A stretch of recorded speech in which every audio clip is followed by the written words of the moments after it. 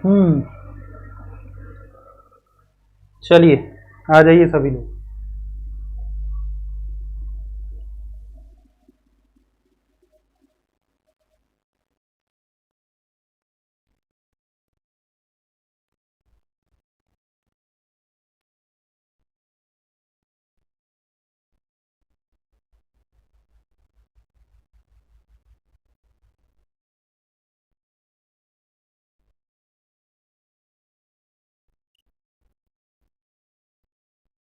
Good afternoon भैया, good afternoon. तो यार एक काम कर दोगे क्या?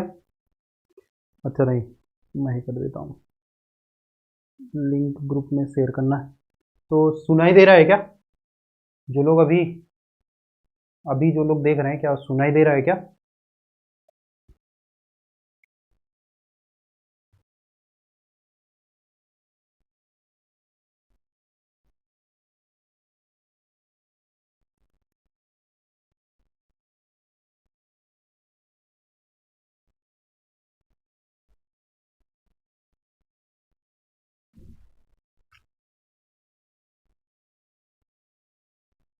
चलो सही है।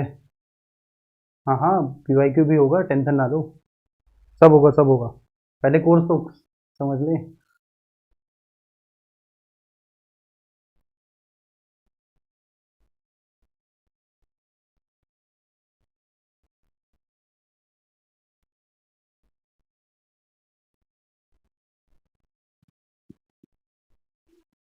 हम्म।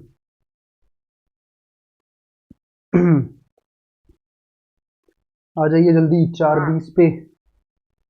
4:20 पे शुरू कर देंगे, ठीक है ना?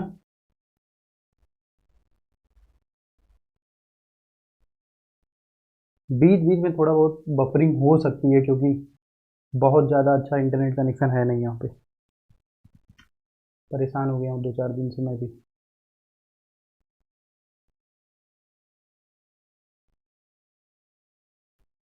चलिए आ जाइए। और कोई जनरल डिस्कशन आपको करना है तब तक आप कर सकते हो। 4:20 पे मैं क्लास शुरू कर दूंगा, ठीक है? और आज एकदम बेसिक चीज़ें बात होंगी, एकदम केवीएल केसीएल वगैरह की बातें होंगी। और ये बताऊंगा कि क्या क्या चीज़ें आपको इलेक्ट्रॉनिक्स में पढ़ाऊंगा, ठीक है? एनालॉग इलेक्ट्रॉनिक्स पढ़ाऊंगा, पहले बता दे रहा हूँ। डिजिटल इलेक्ट्रॉनिक्स जो आपको शिवम सर हैं उन्होंने पढ़ाया है बहुत अच्छा। तो मैं इसको ग्रुप में शेयर कर दूंगा, आप वहाँ से 6 वीडियो है सिर्फ डिजिटल इलेक्ट्रॉनिक्स के, आप उसको देख लीजिएगा, ठीक है? और एनालॉग इलेक्ट्रॉनिक्स में पूरा पूरा पढ़ाऊंगा, और उसको खत्म करने के बाद मैं सॉलिड स्टेट फिजिक्स की तरफ जाऊंगा। ठीक? बिल्कुल सही।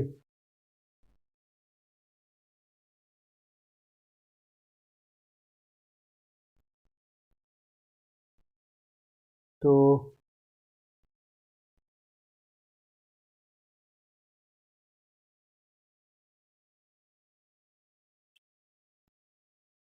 भैया नमस्ते। कुछ क्लासेस फ्री होंगी, फिर उसके बाद जो जिन्होंने कोर्स लिया है उन्हीं के लिए ही होगी, मतलब प्राइवेट कर दी जाएंगे।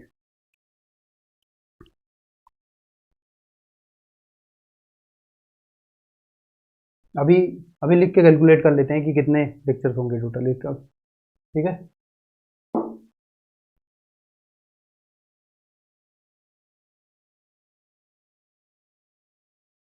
आ जाइए जल्दी जल्दी, आ जाइए थोड़ा।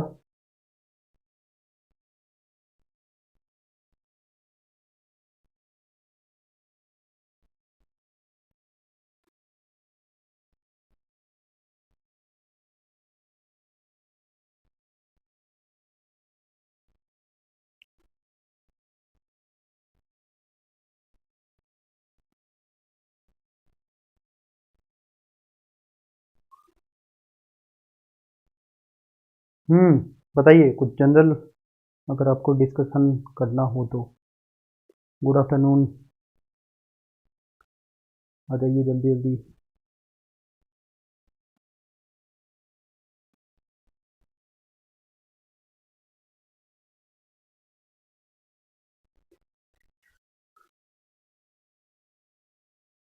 आइए आइए। और हाँ, ये लेक्चर एकदम बेसिक होगा, मैंने पहले ही बता दिया है, तो कुछ लोग बोर भी हो सकते हैं।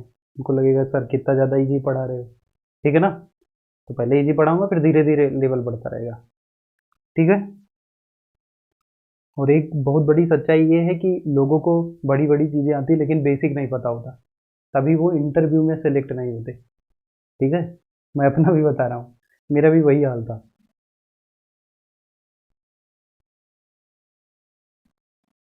Good afternoon. चलिए ठीक है, तो 4:20 हो चुके हैं, शुरू करते हैं। हाँ, और कोई भी बात होगी तो आप लोग, मतलब पहले मैं यहाँ पे एक कॉन्सेप्ट बताऊंगा, फिर उसके बाद अगर आपको कोई भी डाउट आता है तो आप लोग वहाँ पे पूछेंगे चैट बॉक्स में, आप कुछ भी लिखेंगे, फिर मैं उसको पढ़ूंगा और फिर यहाँ पे उसको क्लियर करने की कोशिश करूंगा, ठीक है ना। और डिस्कशन हो रहा है यहाँ पे, ऐसा नहीं है कि मुझे बहुत सारी चीज़ें और सब कुछ ही आता है इलेक्ट्रॉनिक्स में, ऐसा नहीं है, लेकिन हाँ जितना मुझे आता है मैं उतना बताने की कोशिश करूंगा, ठीक है ना। चलिए शुरू करते हैं। तो मेरा नाम अंशुमन है, आप लोग सब जान ही रहे हो, और यहाँ पे हम लोग पढ़ने वाले हैं इलेक्ट्रॉनिक्स। इलेक्ट्रॉनिक्स का मतलब बेसिक मतलब क्या होता है पता है? बताइए, जिसको पता हो बताइए कि इलेक्ट्रॉनिक्स का बेसिक मतलब क्या होता है, कि इलेक्ट्रॉनिक्स से हम समझते क्या है, ठीक है ना। जैसे हर एक सब्जेक्ट का अलग अलग मीनिंग है, तो इसका मीनिंग क्या है ये बताइए मुझे, इलेक्ट्रॉनिक्स मीन्स क्या होता है। अब ऐसा नहीं है कि इंटरनेट पे देख के और तुरंत बता देना, ठीक है ना, जो आपको पता है आप बताइए। बताइए, what do you mean by electronics? बोलो बोलो, जल्दी बोलो, इलेक्ट्रॉनिक्स क्या है? वैसे वो दो दो शब्दों से मिलकर बना, देखो इलेक्ट्रॉन और यहाँ पे निक्स, मतलब मैकेनिक्स का निक्स है, ठीक है ना। तो मतलब इलेक्ट्रॉन की मैकेनिक्स, इलेक्ट्रॉन को कंट्रोल करना, उसके फ्लो को देखना, ठीक है ना, उसको कंट्रोल करना, उसकी पावर सप्लाई को देखना ही हमारा इलेक्ट्रॉनिक सब्जेक्ट कहलाता है। या आप ऐसा कह सकते हो कि जैसे इलेक्ट्रॉन अगर फ्लो हो रहा है तो मतलब करंट फ्लो हो रहा है, तो करंट या एक्टिव या पैसिव सोर्सेज का जो यूज है वो हम लोग इलेक्ट्रॉनिक्स में सीखते हैं। एक्टिव सोर्स क्या होते हैं, पैसिव सोर्स क्या होते हैं, ये मैं आप लोगों को थोड़ी देर में बताऊंगा।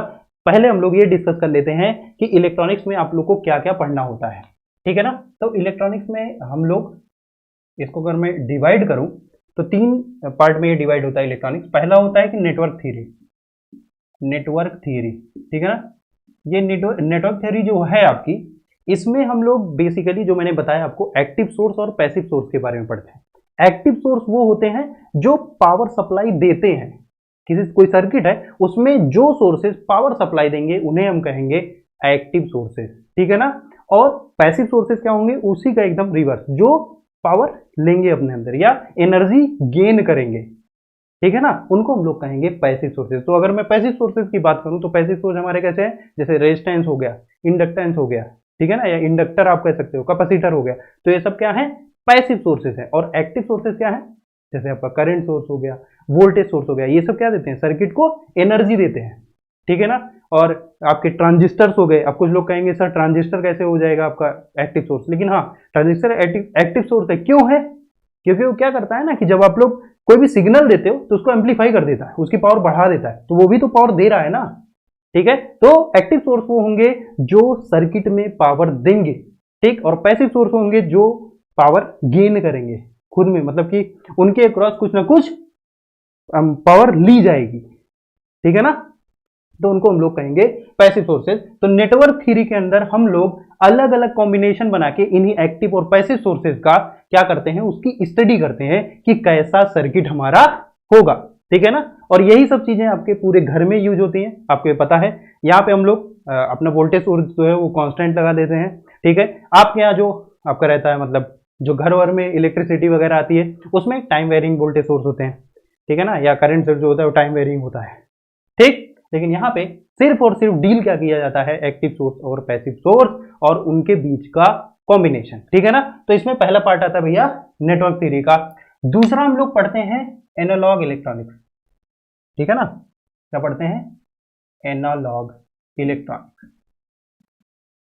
ठीक है ना। आपने एक्टिव पैसिव सोर्सेज को आपस में मेल मिलाप करके किसी तरह देख लिया कि कैसे कैसे हमारी सर्किट वर्क करती है, कौन से कंपोनेंट में कितना वोल्टेज ड्रॉप होता है, कौन से कंपोनेंट में कितना वोल्टेज ड्रॉप होता है, ये सब आपने नेटवर्क थ्योरी में देख लिया। अब हम क्या करते हैं, एनालॉग इलेक्ट्रॉनिक्स में हम लोग क्या करते हैं, कुछ स्पेशल तरीके की सर्किट्स होती हैं जिनके बारे में पढ़ते हैं। जैसे कि क्या हो गया, बाइपोलर जंक्शन ट्रांजिस्टर, ठीक है ना, ट्रांजिस्टर्स के बारे में पढ़ेंगे, ओपैम्प के बारे में पढ़ेंगे कि ऑपरेशनल एम्पलीफायर क्या होते हैं, ठीक है ना। वो एक स्पेशल तरीके का आप कह दीजिए कि एक सर्किट है, ठीक है ना, जिसमें हम लोग अलग अलग नेटवर्क थ्योरी का यूज करेंगे, नेटवर्क थ्योरी के जो एक्टिव कंपोनेंट है, पैसिव कंपोनेंट है, उनका यूज करेंगे और देखेंगे कि कैसे हमारे ये जो कंपोनेंट्स हैं, ये जो स्पेशल तरीके के सर्किट्स हैं, ये कैसे बिहेव करते हैं या हम इससे और कैसे फायदे उठा सकते हैं। ठीक है ना, जैसे हम लोग ओपैम अगर पढ़ते हैं और उसमें अगर हमने थोड़ा सही से सर्किट रख दी तो हम ये देखते हैं कि हम कोई इनपुट वोल्टेज देते हैं तो हमें एम्पलीफाई होके कुछ ना कुछ क्या मिल जाता है, वोल्टेज मिलता है ना, आउटपुट वोल्टेज। तो हमने क्या किया, हमने इनपुट वोल्टेज कम दिया और एम्पलीफायर लगाया और हमने आउटपुट वोल्टेज थोड़ा और एम्पलीफाइड वर्जन ले लिया, मतलब कि हमने अपनी पावर बढ़ा ली। ठीक है ना, तो यहाँ पे जो ओपैम होगा वो भी क्या करेगा, वो यहाँ पे बिहेव करेगा एज अ एक्टिव सोर्स। ठीक है ना, तो एनालॉग इलेक्ट्रॉनिक्स में भी आप थोड़ा बहुत कह सकते हो कि हम लोग सिर्फ और सिर्फ इसमें भी एक्टिव और पैसिव सोर्सेज से ही खेलते हैं। ठीक है, बिल्कुल इतना समझ गए। फिर इसके बाद यहाँ पे भैया तीसरा जो पार्ट आता है, ये भी सिंपल था, डिजिटल इलेक्ट्रॉनिक्स, जिसमें सिर्फ आपके पास दो लेवल्स हैं। जैसे आपकी सीडी है, या आप कह सकते हो कि जैसे आपके पास, क्योंकि मैं यहाँ पे लिख देता हूं पहले, जैसे आपके पास आपने क्वांटम मैकेनिक्स में पढ़ा होगा क्या, 1D स्टेप पोटेंशियल है। ठीक है ना, या तो पोटेंशियल 0 होगा या पोटेंशियल V होगा। ठीक है, और V की कुछ ना कुछ वैल्यू होगी। ठीक, तो डिजिटल इलेक्ट्रॉनिक्स में हमारे पास दो वोल्टेज, या तो ऑन या तो ऑफ, 0 और 1 पे हम लोग डील करते हैं, तो हम लोग वहां कहते हैं कि ये डिजिटल इलेक्ट्रॉनिक्स है। ठीक है ना, डिजिट्स में हम लोग डील कर रहे हैं। ठीक, बिल्कुल इतना समझ गए। तो मैं यहाँ पे आपको नेटवर्क थ्योरी पढ़ाऊंगा, फिर उसके बाद आपको एनालॉग इलेक्ट्रॉनिक्स पढ़ाऊंगा। और एनालॉग इलेक्ट्रॉनिक्स में आप देखिए क्या क्या चीजें आपको पढ़ने को मिलेंगी। नेटवर्क थ्योरी तो हो गया, ठीक, नेटवर्क थ्योरी में भी बता देता हूं, इसमें हम पढ़ेंगे केवीएल, ठीक है ना, केसीएल, मेन यही होगा, केवीएल और केसीएल का आपको यूज आ गया, मतलब कि आपको पूरी इलेक्ट्रॉनिक्स आ गई। ठीक है ना, ये एनालॉग और नेटवर्क थ्योरी। डिजिटल इलेक्ट्रॉनिक्स में आपको अलग अलग चीजें पता होनी चाहिए, कैसे डिजिटल इलेक्ट्रॉनिक्स से खेलते हैं। ठीक है ना, तो इसमें केवीएल केसीएल पढ़ेंगे। ठीक, फिर उसके बाद हम लोग पढ़ेंगे कि डिफरेंट टाइप ऑफ थ्योरम्स। ठीक है ना, डिफरेंट टाइप ऑफ थ्योरम्स, मैं यहाँ पे सिर्फ थ्योरम्स लिख दे रहा हूँ, नेटवर्क थ्योरम आप कह सकते हो। ठीक है, तो थ्योरम्स उसमें पढ़ेंगे, जैसे थेवेनिन थ्योरम है, आपकी नॉर्टन्स थ्योरम है। ठीक है ना, और आपकी है मैक्सिमम पावर ट्रांसफर थ्योरम। ठीक, तो कैसी सर्किट होगी कि हमारे सर्किट से हम लोग मैक्सिमम पावर ले सकते हैं। ठीक है ना, तो इन दो तीन आपकी क्या है, थ्योरम्स है नेटवर्क थ्योरी में, तो वो हम लोग पढ़ेंगे इसके बाद। ठीक, बिल्कुल सही। इसके बाद हम लोग पढ़ेंगे mesh analysis, mesh analysis and node analysis, mesh analysis and node analysis.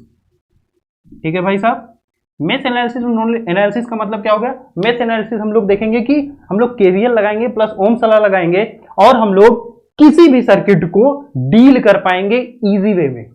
ठीक है ना, कोई भी सर्किट बनाया उसमें हम लोग मेश एनालिसिस लगाएंगे या नोड एनालिसिस लगाएंगे और हम लोग ये देखेंगे कि कितनी इजी तरीके से हम लोग किसी भी पैसिव कंपोनेंट पे कोई भी चीज निकालनी हो, जैसे उस पे वोल्टेज ड्रॉप निकालना हो, उस पे करंट निकालना हो कि कितना करंट हो उसके अंदर से जा रहा है, या हमें ये निकालना हो कि कितना पावर वो गेन कर रहा है, वो सब चीजें हम लोग मेश एनालिसिस और नोड एनालिसिस से बिल्कुल आराम से कर लेंगे। ठीक है, बिल्कुल सही है, ये हम पढ़ लेंगे।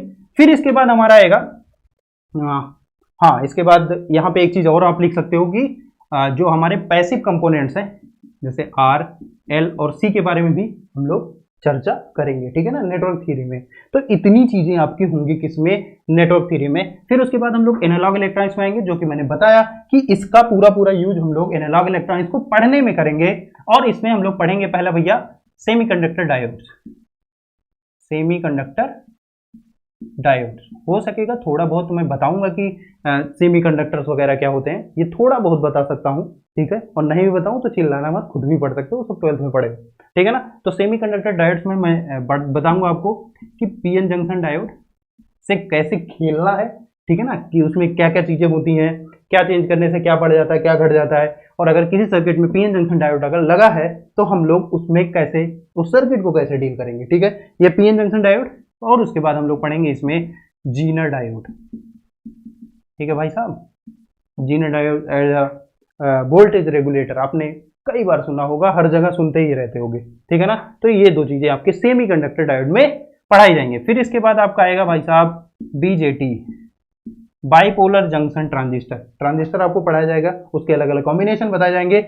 इसका ऐसा नहीं है कि कोई मैं फॉर्मूला अगर इसमें लिख दूंगा बीजेटी में तो मैं आपको उसको बताऊंगा कि कहां से आया, नहीं ऐसा नहीं बताऊंगा। इसका मतलब थोड़ा सा क्वालिटेटिव डिस्कशन होगा इसका।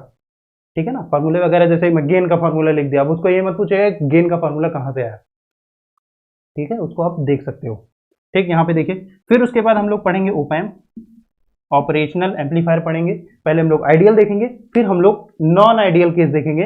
नॉन आइडियल में दो केस देखेंगे, इन्वर्टिंग और नॉन इन्वर्टिंग बस, ठीक है। और मतलब एट मोस्ट टाइम 99.99% टाइम ऐसा होता है कि ओपैम्प में आपको आइडियल ओपैम्प ही दिया जाएगा, ठीक है। तो ओपैम्प हम लोग पढ़ेंगे। फिर इसके बाद हम लोग थोड़ी बहुत चर्चा करेंगे, क्वालिटेटिव डिस्कशन जो करेंगे वो है ऑसिलेटर्स का, ठीक है ना। तो ये पूरा आपका सिलेबस होगा। डिजिटल इलेक्ट्रॉनिक्स 6 लेक्चर आपके पहले से ही शिवम सर ने दे रखे हैं, तो मैं इसको ग्रुप में शेयर कर दूंगा, आप लोग इसको देख लेंगे। इतनी चीजें मैं आपको यहाँ पे डिस्कस करूंगा। इसके अलावा अगर आपको लग रहा है कि कोई भी चीज मैं छोड़ रहा हूं तो आप मुझे कमेंट कर सकते हो।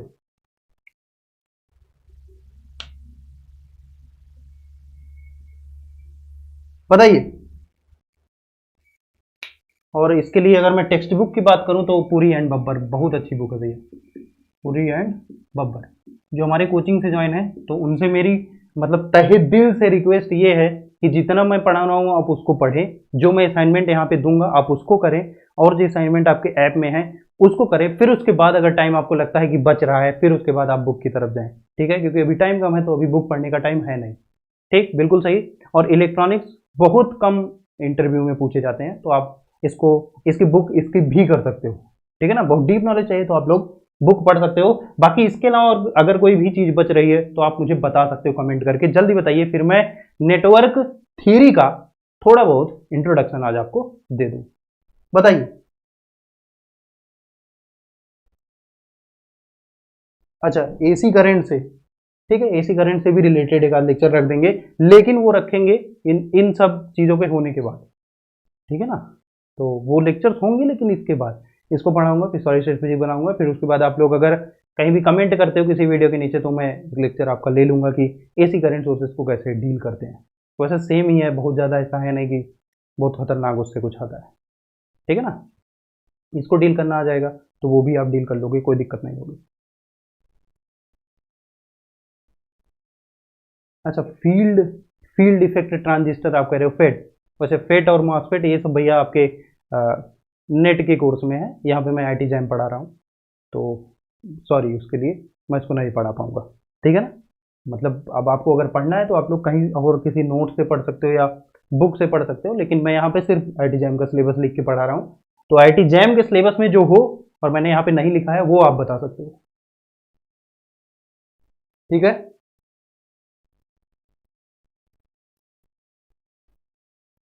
बताइए बताइए बताइए। तो शुरू करें हम लोग नेटवर्क थ्योरी। इतनी ही चीजें हैं, सिर्फ आपने इतना अगर पढ़ लिया तो मैं ये गारंटी के साथ कह सकता हूँ कि आप 80% जरूर स्कोर कर लोगे। और हाँ, एक चीज और बता दूं, जितने भी लोग लेक्चर देख रहे हैं ये वाला लेक्चर देखेंगे, फिर इसी लेक्चर के नीचे जब इसको मैं अपलोड कर दूंगा यूट्यूब पे तो इसी लेक्चर के नीचे जो डिस्क्रिप्शन होगा उसमें एक लिंक होगा, वो असाइनमेंट होगा इसी लेक्चर पे, ठीक है ना। तो आप लोग उसको करेंगे। अभी ऐड नहीं हो रहा था इसीलिए मैं मतलब लेक्चर के बाद उसको ऐड कर दूंगा, ठीक है। तो सभी लोगों से ये मेरी रिक्वेस्ट है कि आप लोग जो भी लोग वीडियो देखें, वीडियो लेक्चर देख रहे हैं, वो लोग डिस्क्रिप्शन में जाएं और वहां पे मैंने असाइनमेंट नाम से एक लिंक दिया होगा, आप लोग वहां से जाके डाउनलोड करके वो क्वेश्चन जरूर ट्राई करें, ठीक है ना। तो इस लेक्चर का पूरा असाइनमेंट वहां पे आपको मिलेगा, ठीक। इसके अलावा जो हमारे स्टूडेंट है वो असाइनमेंट के भी क्वेश्चन ट्राई कर सकते हैं। चलिए ठीक है। कितने लेक्चर फ्री में होंगे? सारे लेक्चर फ्री में हो जाएंगे बस, अब तो खुश हो। चलिए आइए। तो अभी इसका थोड़ा लेक्चर का एस्टिमेशन लगा लेते हैं कितने लेक्चर होंगे। ये सारी चीजें आपकी मिनिमम 3 लेक्चर लगेंगे, ठीक है ना। एकदम धीरे धीरे चलेंगे, प्रेम से चलेंगे, हर चीज समझते हुए, ठीक। ये 3 लेक्चर लगेगा। पीएन जंक्शन डायोड और जीनर डायोड में चलिए ठीक है, इसको भी ये दोनों मिला के 3 लेक्चर आप कह सकते हो कि लग सकता है, ठीक है।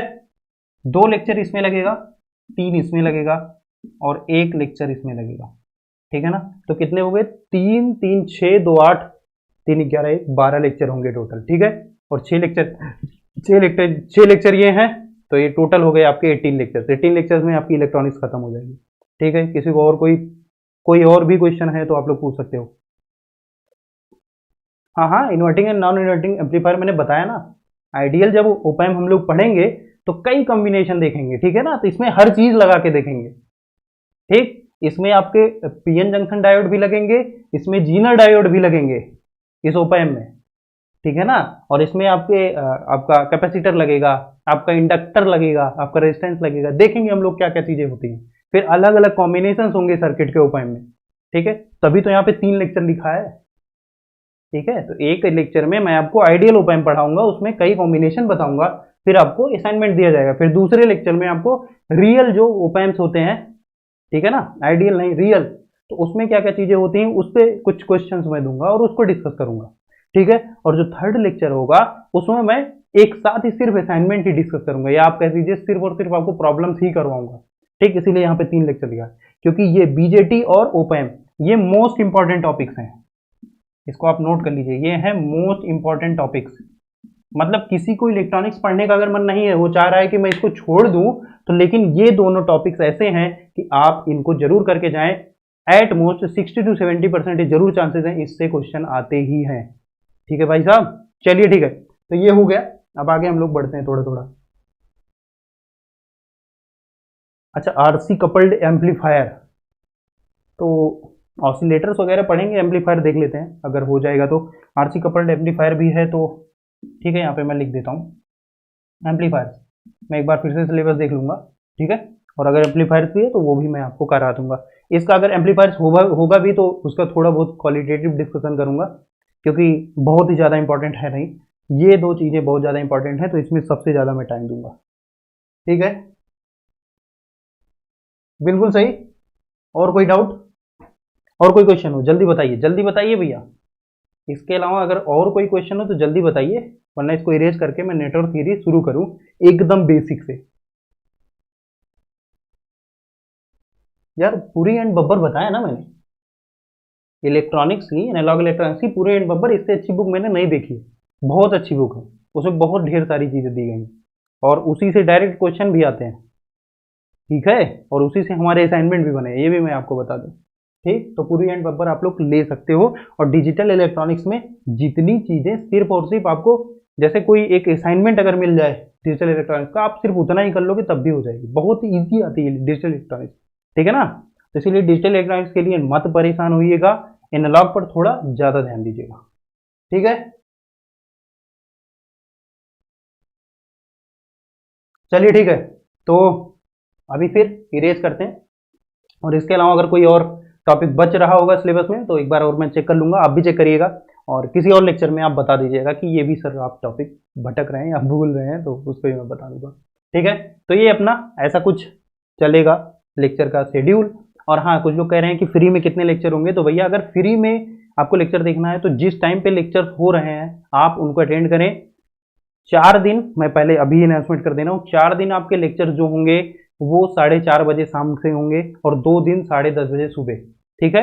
हफ्ते में 6 दिन क्लासेस होंगी, ठीक। मंडे टू थर्सडे आपकी क्लासेस होंगी 4:30 बजे शाम को, और फ्राइडे और सैटरडे 10:30 बजे सुबह होंगी, ठीक है। इतना मैं बता दे रहा हूँ। और हाँ, जो लोग फ्री में देख रहे हैं या जो देखना चाह रहे हैं, जो इंटरेस्टेड हैं, पढ़ना चाह रहे हैं, उनके लिए बहुत अच्छा अनाउंसमेंट है कि मैं क्लास जो है यूट्यूब पे लाइव लूंगा, कोई दिक्कत नहीं है, सभी लोग देख सकते हैं। लेकिन जैसे ही क्लास खत्म होगी, ठीक है, उसके आधे 1 घंटे बाद जो वीडियो है वो प्राइवेट कर दिया जाएगा, और जो हमारे स्टूडेंट हैं, ठीक है, जो हमारे यहाँ रजिस्टर्ड हैं, वो ही सिर्फ आगे वीडियो देख सकते हैं, ठीक है।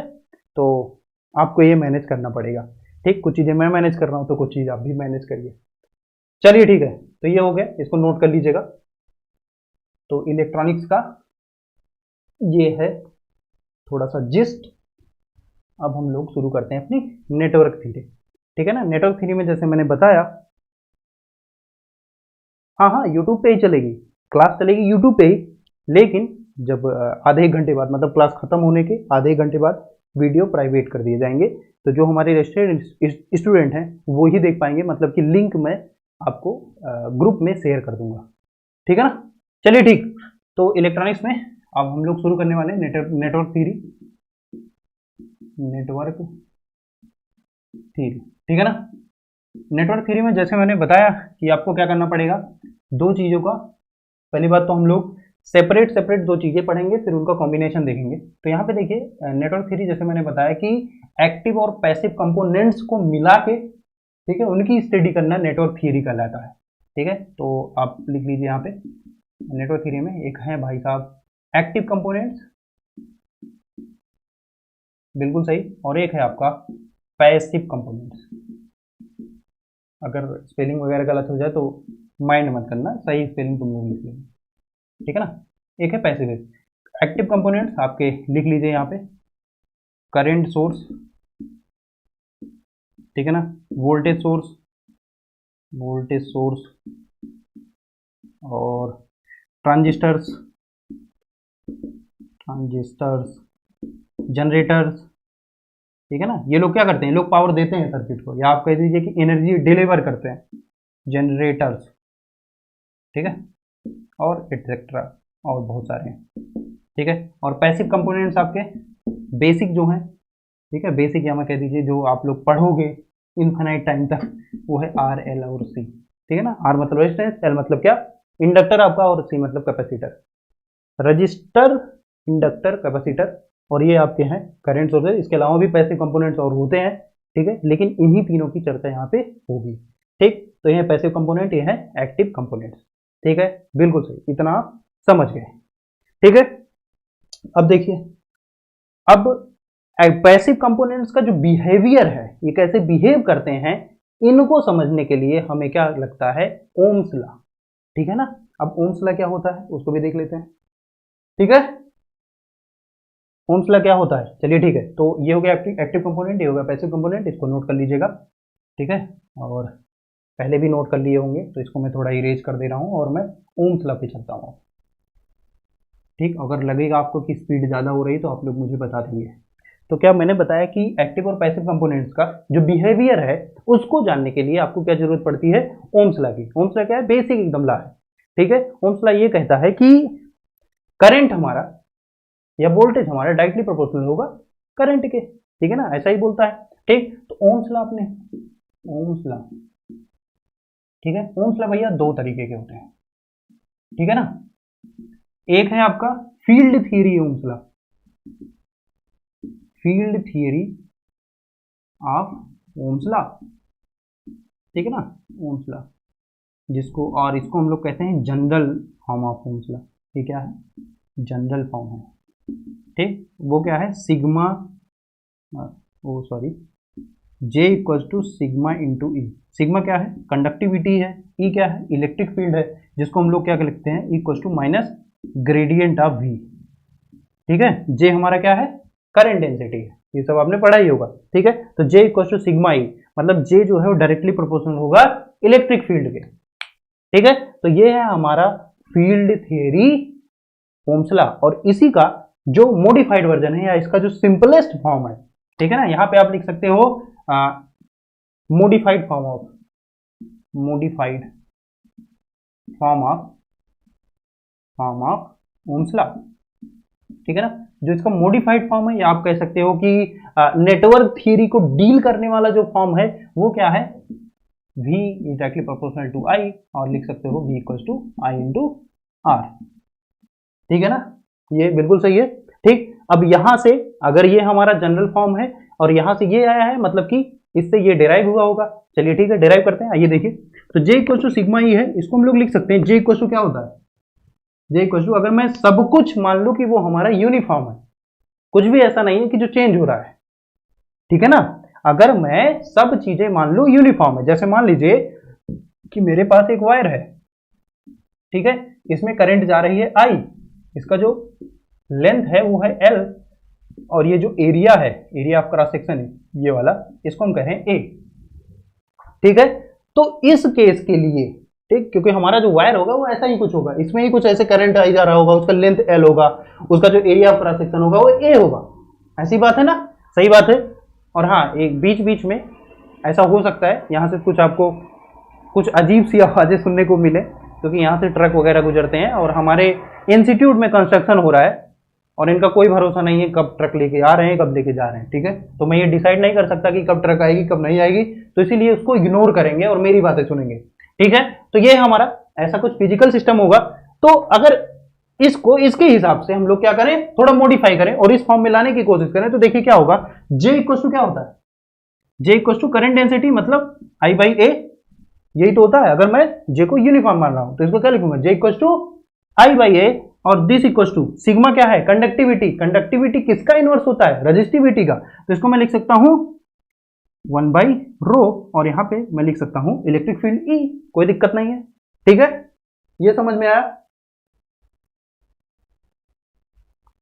ठीक, ये समझ में आया। अब यहां पे देखिएगा, अब यहां पे ये हो गया रेजिस्टिविटी, ये है हमारी इलेक्ट्रिक फील्ड। इसको मैं यहां पे अगर मल्टीप्लाई करूं तो आई इक्वल टू क्या हो जाएगा, E into A divided by rho, हो जाएगा कि नहीं ये बताओ, ये हो जाएगा। ठीक है, और आपको पता है जो रेजिस्टेंस है, ठीक है, रेजिस्टेंस है, रेजिस्टेंस को हम लिखते हैं रो एल बाई ए। अगर मैं, ये हमारा कोई वायर का एल लेंथ का एक वायर है और इसके क्रॉस अगर मुझे रेजिस्टेंस निकालना है कि ये वायर कितना रेजिस्टेंस ऑफर करेगा, तो हमें फार्मूला पता है, R equal to rho L by A. A क्या है, एरिया ऑफ क्रॉस सेक्शन है, एल क्या है, हमारी लेंथ है, ये तो आपने 12th में भी पढ़ा है। तो R equal to rho L by A, तो मैं क्या इसको एल बाई ए की फॉर्म में ला सकता हूं, हाँ भैया ला सकता हूं। देखो क्या करते हैं हम लोग, यहां पे एल से मल्टीप्लाई करते हैं और यहां से एल से डिवाइड कर देते हैं।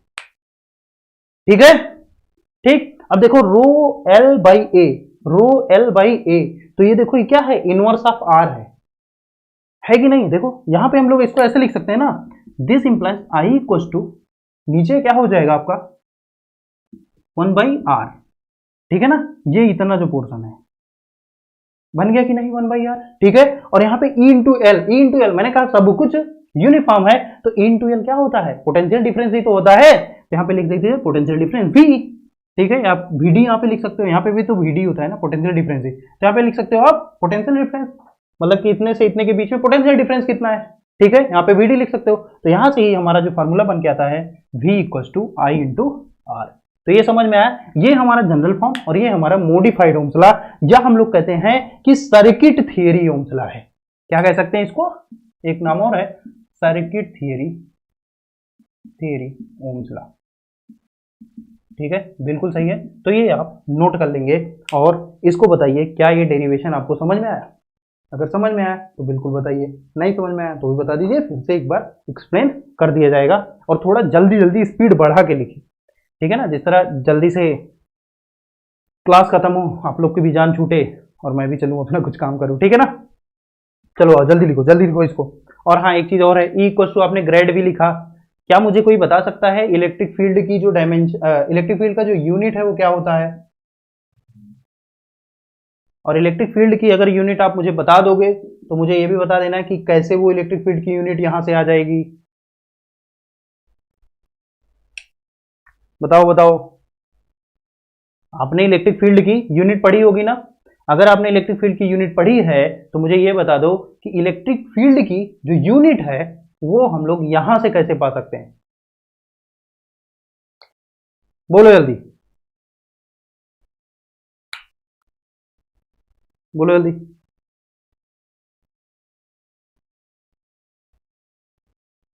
ई equal to V by M, ठीक है, वोल्ट्स पर मीटर। ठीक, electric field equal to volts per metre, volts per metre, ठीक है, ये है। ठीक, तो यहां से वो क्या मिल रही है क्या हमें, ठीक है। अगर इलेक्ट्रिक फील्ड की यूनिट वोल्ट्स पर मीटर है और ये फॉर्मूला हमें डायमेंशनली करेक्ट करना है, तो हमें यहां से ये पता चला कि ये जो यहाँ पे नेबुला ऑपरेटर है या डेल ऑपरेटर है, इसकी जो डायमेंशन होगी वो क्या होगी, 1 बाई लेंथ होगी कि नहीं। तो मतलब कि कहीं भी किसी भी कोई भी क्वांटिटी लिखी हो उसके आगे अगर आपके डेल ऑपरेटर एक्ट कर रहा हो तो उसकी जो डायमेंशन है वो 1 बाई लेंथ होती है। इसको भी नोट कर लीजिएगा, बहुत इंपॉर्टेंट पॉइंट है। ठीक है, देखिए ये है वोल्ट और ये लेंथ की पर मीटर, ठीक है ना। तो वोल्ट पर मीटर तभी आएगा जब ये जो हमारा डेल ऑपरेटर है इसकी जो डायमेंशन है वो 1 बाई लेंथ होगी, जब ये किसी भी क्वांटिटी पे एक्ट करेगा तब। वैसे इसका कुछ भी फिजिकल मीनिंग नहीं है ऐसा, ठीक है ना, वो सिर्फ ऑपरेटर है। जब हम लोग किसी पे ऑपरेट कराते हैं तब इसकी कुछ फिजिकलिटी पता चलती है, ठीक है ना। इससे हम लोग ये भी कहते हैं कि इससे हमें ग्रेडियंट पता चलता है कि कैसे हमारी इलेक्ट्रिक फील्ड चेंज हो रही है वोल्टेज और लेंथ के चेंज होने से, ठीक है। बिल्कुल सही। ये समझ में आ गया क्या?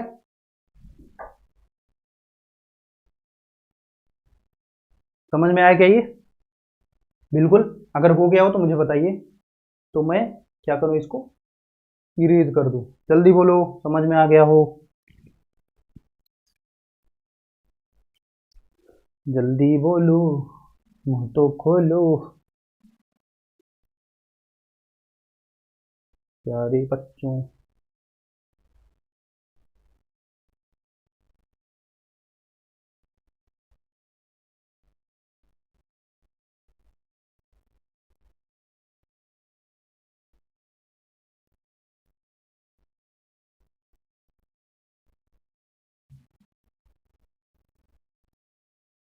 चलो ठीक है, इसको इरेज करता हूं। हाँ, आ जाइए। अब ओम्स लॉ में ही थोड़ा और चीज़ें डिस्कस कर देते हैं।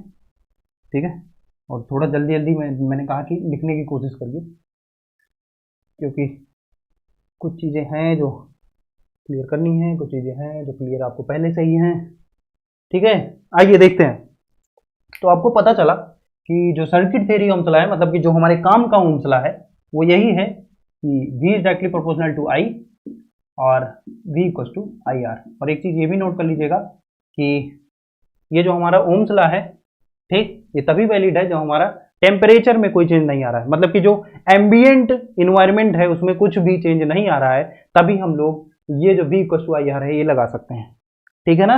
क्यों ऐसा होता है? क्योंकि जैसे ही हम लोग टेम्परेचर इधर उधर करते हैं तो हमारा जो रेजिस्टेंस है ना, ये भी बदलने लगता है। ठीक है ना? वो कैसे बदलता है वो मैं बताऊंगा। पहले यहां से एक चीज और देखिए, अगर मैं यहाँ पे V equal to I R है, यहाँ पे V लिखूं, यहाँ पे I लिखूं, और यहाँ पे क्या करें हम लोग, इसका ग्राफ ड्रा करें, तो कुछ ऐसा जाएगा ना, लीनियर ग्राफ जाएगा, ऐसा जाएगा। ठीक है, ऐसा ही ग्राफ होगा ना।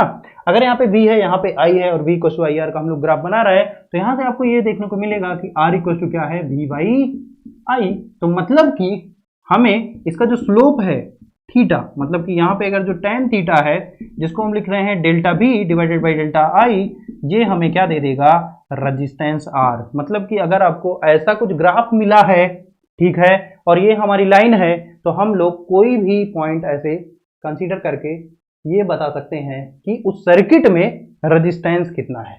ठीक है ना? कोई भी ऐसा पॉइंट आप ले सकते हो। ठीक है, ये स्लोप सब सेम होगा।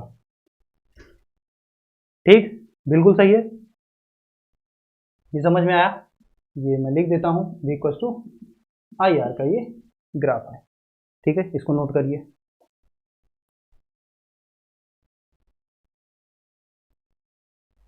नोट करिए जल्दी।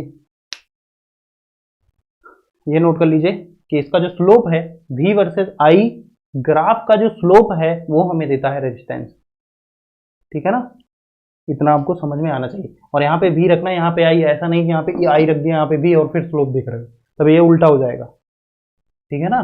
थोड़ा ये थोड़ा चीजें आप लोग को ध्यान में रखनी होंगी कि V वर्सेस I ग्राफ ऐसे ही बनेगा। ठीक है ना? ऐसे ही हमेशा बनाए। आप यहाँ पे V रखें, यहाँ पे I, और यहाँ पे ही ऐसे ही ग्राफ बनाए, तब आपको कंसीडरेशन करने में मदद मिलेगी, कभी कोई दिक्कत नहीं होगी। तो ये समझ में आ गया। और मैंने बताया कि आपको V equal to I R तभी लगा सकते हो जब आपका टेम्परेचर जो है वो क्या हो, कांस्टेंट हो, या सेम टेम्परेचर पे हम लोग काम कर रहे हैं। ठीक है ना? अगर हम लोग टेम्परेचर इधर उधर करते हैं तो आपका जो रेजिस्टेंस है वो ऐसे वेरी करता है। देखो, R2 equal to R1 1 plus alpha T2 minus T1।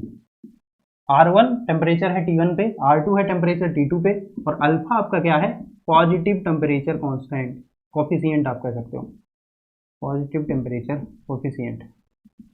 ठीक है ना? तो कुछ ऐसे वेरिएशन होता है रेजिस्टेंस का, अगर हम लोग क्या करें, टेम्परेचर को चेंज कर दें। अल्फा मान लीजिए आप क्या है, अल्फा क्या है, अल्फा आपका पॉजिटिव टेम्परेचर कोफिशिएंट है। मतलब कि जैसे जैसे हमारा टेम्परेचर चेंज हो रहा है, अल्फा अल्फा पे डिपेंड करेगा। ठीक है ना? आप कैसे ऐसे कह सकते हो कि टेम्परेचर का चेंज अल्फा पे डिपेंड करेगा, या अल्फा टेम्परेचर के चेंज पे डिपेंड करेगा। तो अगर हमारा अल्फा अल्फा मान लीजिए कोई कांस्टेंट चीज हो गई, जैसे मान लीजिए मैं इसको मान लेता हूं ये 2 है। ठीक है, ऐसा मान लीजिए। ठीक, तो अगर अल्फा 2 है तो आपको पता है, देखिए T2 कुछ डिफरेंट आएगा एक गिवन T1 और R1 के लिए, है कि नहीं है? ठीक, तो R2 भी हमारा डिफरेंट आएगा। मतलब कि जैसे ही आप टेम्परेचर चेंज करोगे, T1 से T2 पे आए वैसे हमारा जो रेजिस्टेंस है वो भी वेरी कर जाएगा और ये जो फॉर्म है आपकी ये वैलिड नहीं रह जाएगी। बिल्कुल सही, इतना समझ में आ गया। ठीक है, ये आप नोट कर लेंगे कि रेजिस्टेंस हमारा टेम्परेचर पे कैसे वेरी करता है। हाँ, कुछ लोग पूछ रहे हैं कि क्या ये क्लास रहेगी क्या आफ्टर दी लाइव क्लास। हाँ भैया, ये आधे घंटे तक रहेगी यूट्यूब पे, फिर उसके बाद इसको अनलिस्टेड कर दिया जाएगा और ग्रुप में शेयर कर दिया जाएगा। आप लोग जो हमारे कोर्स में रजिस्टर्ड हैं वही देख सकते हैं। ठीक है ना, तो इतना समझ में आया? ठीक, ये नोट हो गया तो मुझे बताइए, आगे बढ़ते हैं थोड़ा। और हाँ, कुछ लोग 30 मार खान बनते हैं, 30 मार खान, ठीक है ना, उनको 30 शायद तमाचे मारने चाहिए। कुछ लोग ऐसे हैं कि वो लोग क्या कहेंगे कि लाओ ऐसे ही वीडियो देख लेते हैं और देखा जाएगा और बाद में नोट आउट कर लेंगे। लेकिन नहीं भैया, कभी भी आप अगर लाइव लेक्चर देख रहे हो तो अपनी कॉपी और पेन लेके जरूर बैठें और एक शांत रूम में बैठें, जिससे आपको जो पढ़ाया जा रहा है वो कम से कम समझ में आए और आप काउंटर क्वेश्चन भी कर सको। ठीक है ना, इतना जरूर करें आप। ठीक, 30 मार्क हाँ मत बने और जो चीजें हैं उसको सही से यूटिलाइज करें। ठीक है, तो ये हो गया आपका ओमसला के बारे में थोड़ी बहुत चर्चा। ठीक है, अब आते हैं हम लोग थोड़ा सा पैसिव कंपोनेंट के बारे में जान लेते हैं। ठीक है ना, तो पैसिव कंपोनेंट मैंने लिखा था आर, एल और सी।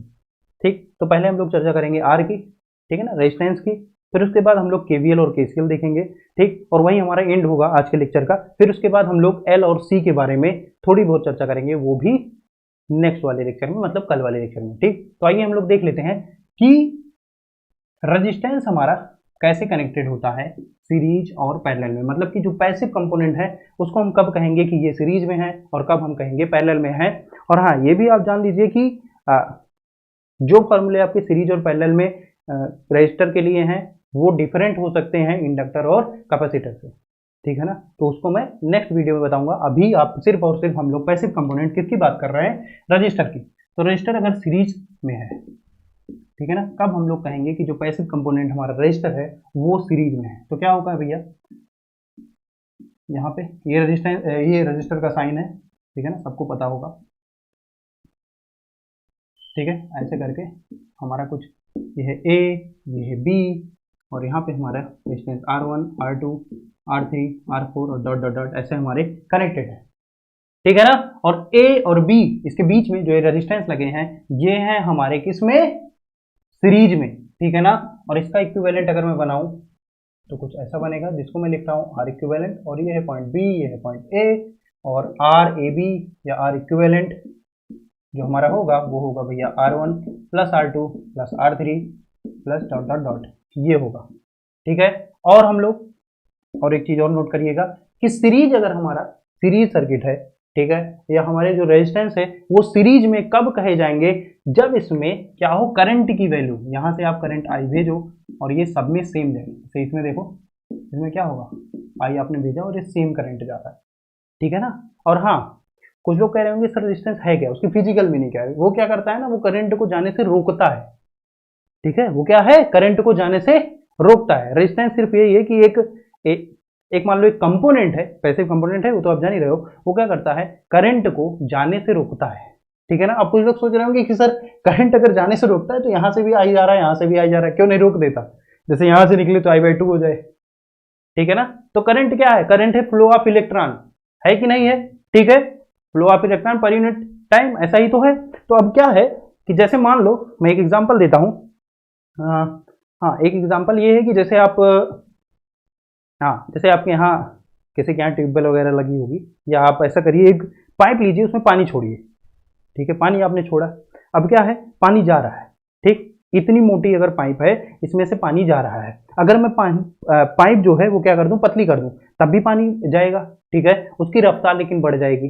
पाइप में चौड़ी कर दूं, पानी अपना भेजूं, तब क्या होगा, रफ्तार कम हो जाएगी, लेकिन पानी उतना ही जा रहा है ना। अगर मैं यहाँ पे ऐसे दबा दूं, जैसे इतनी मोटी पाइप है, इसको मैं थोड़ा सा दबा दूं, ठीक, लेकिन पानी तो जाएगा ना, जितना पानी यहाँ से आ रहा है उतना पानी जा रहा है। कोई भी यहाँ पे एक्यूमुलेशन नहीं हो रहा है वाटर का। अगर एक्यूमुलेशन हो गया तब तो कंजर्वेशन ऑफ पानी, या आप कह सकते हो इस केस में कंजर्वेशन ऑफ चार्ज, वो क्या हो जाएगा, वो तो वायलेट हो जाएगा ना, है कि नहीं। मतलब कि इस पॉइंट पे जितना भी चार्ज आया, यहां से उतना चार्ज निकलना ही चाहिए, इसीलिए यहाँ पे क्या होगा, करंट आएगा और वो सब में बराबर करंट जाएगा, ठीक है ना। और अगर दो रेजिस्टेंस में करंट बराबर जा रहा है तो हम लोग कहेंगे कि वो दोनों रेजिस्टेंस क्या है भैया, सीरीज में है, ठीक है। और ये सीरीज रेजिस्टेंस का फॉर्मूला हो गया, ठीक है। इतना आप समझ गए, इसमें कोई डाउट हो तो आप पूछ सकते हो। अच्छा, आशुतोष वर्मा जी पूछ रहे हैं कि क्या सर इस क्वेश्चन में इस लेक्चर में आप लोग क्वेश्चन प्रैक्टिस कराओगे। हाँ भैया, अभी क्वेश्चन आएगा, टेंशन ना लो, अभी क्वेश्चन भी कराऊंगा और आपको इस वीडियो लेक्चर के लिंक में नीचे डिस्क्रिप्शन में वीडियो लेक्चर खत्म होने के बाद आपको वो भी मिलेगा, असाइनमेंट भी मिलेगा, टेंशन नहीं लेना है, मैं हूं ना। चलो, बिल्कुल पढ़ाऊंगा भैया, इलेक्ट्रॉनिक्स पूरी पढ़ाऊंगा आपको। ठीक, तो ये हो गया आपका सीरीज कनेक्शन। आइए पैरेलल देख लेते हैं। पैरेलल क्या होगा, पैरेलल में क्या करते हैं हम लोग, आपका ऐसा लगेगा यहाँ पे, फिर यहाँ पे, ठीक है। तो ये रेजिस्टेंस है सब, ठीक। ये पॉइंट ए है, ये पॉइंट बी है, इसको ए कह दो, इसको बी कह दो, ठीक। इसको R1, इसको R2, इसको R3, इसको डॉट डॉट डॉट, इसको R4, और यहाँ पे एक रेजिस्टेंस है जिसको हम कह रहे हैं Rn, ठीक है। तो ये हमारा क्या है, ये हमारे पैरेलल रेजिस्टेंस लगे हैं, ठीक है ना, पैरेलल में एक दूसरे के साथ, देखो, ठीक। ये सीरीज में है, ये पैरेलल में है, ठीक, एक दूसरे के पैरेलल है, ठीक है। और यहाँ पे अगर मैं इक्विवेलेंट निकालूं, आर ए बी या आर इक्विवेलेंट, यहाँ पे लिख दीजिए आप, ठीक है, आर इक्विवेलेंट ऐसा बना के लिख लीजिएगा। तो ये क्या हो जाएगा भैया, एकदम बेसिक पढ़ा रहा हूँ, कुछ लोग को बोरियत लग रहा होगा लेकिन ठीक है। तो यहाँ पे 1/R1 1/R2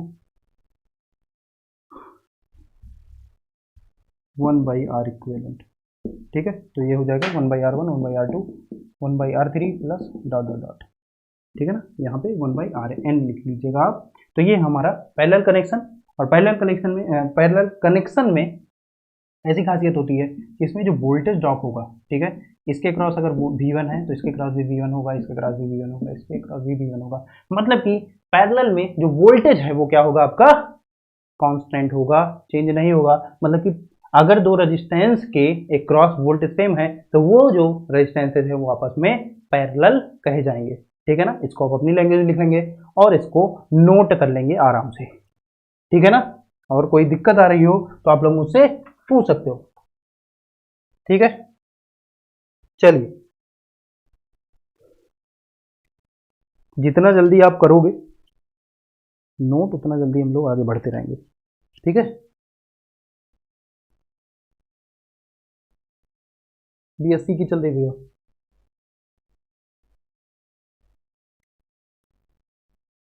हाँ जी, पूरा सिलेबस कराया जाएगा, इलेक्ट्रॉनिक्स का कराया जाएगा पूरा सिलेबस और सॉलिड स्टेट फिजिक्स का, ठीक है। और कोई डाउट,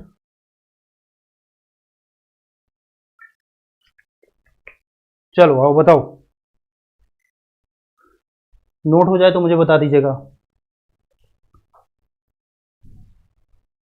नोट हो जाए तो मुझे बता दीजिएगा।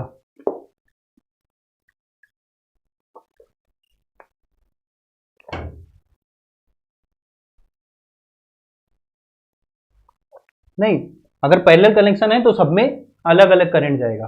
मतलब इधर से, मतलब मान लीजिए करंट आई जा रहा है तो इसमें I1 आएगा, इधर आई माइनस I1 जाएगा, ठीक है ना।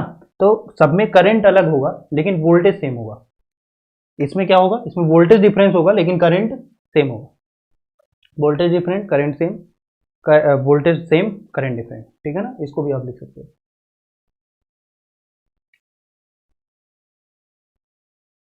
चले, ठीक है।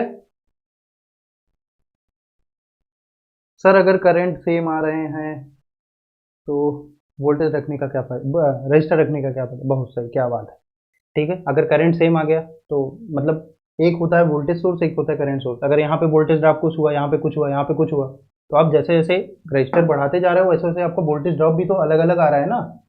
जैसे मैं एक सर्किट में, यहाँ पे मान लो अपना कोई वोल्टेज है, यहाँ पे भी वोल्ट, एक रेजिस्टेंस आप लगा रहे हो और तो यहाँ पे वोल्टेज ड्रॉप ज़्यादा होगा। कई रेजिस्टेंस लगा रहे हो तो वोल्टेज ड्रॉप क्या होगा, बढ़ जाएगा, कम होगा। और लगा दोगे तो और कम हो जाएगा, ऐसा ही तो होता है ना, ठीक है भाई साहब, है कि नहीं। जैसे आपको मैं रेजिस्टेंस इससे थोड़ा एक एग्जांपल देता हूँ। जैसे मान लीजिए आपके यहाँ बिजली का खंभा होगा, ठीक है, वहां से एक वायर आता है और आपके पूरे घर की लाइट जलती है और आपके पूरे मोहल्ले की लाइट जलती है। एक खंबे से वायर ही तो आता है। ठीक है, अब सीधा ले जाके ना उस खंबे में एक छोटा सा मतलब जो 10-20 वाट का बल्ब है ना उसको लगा दो डायरेक्ट। ठीक, अभी क्या होगा ना, वो इतना जल्दी इतना ज्यादा गर्म हो जाएगा। क्यों? क्योंकि उसके एक ना जो वोल्टेज ड्रॉप है वो आपको बढ़ गया। ठीक है, वो जो बल्ब है वो क्या है, वो तो एक रेजिस्टेंस ही तो है, एक लोड है ना, वो एक रेजिस्टेंस की तरह बिहेव कर रहा है ना। तो अगर वोल्टेज ड्रॉप बढ़ गया तो हीटिंग इफेक्ट बढ़ जाएगा, है कि नहीं? ठीक है, तो इसीलिए वो गर्म जल्दी हो जाएगा। लेकिन जो आपके घर में है वहां पे लगाओगे तो थोड़ा धीरे होगा।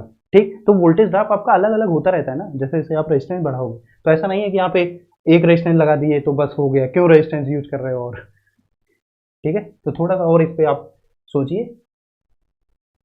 चलिए ठीक है, ये हो गया आपका सीरीज पैरेलल कनेक्शन।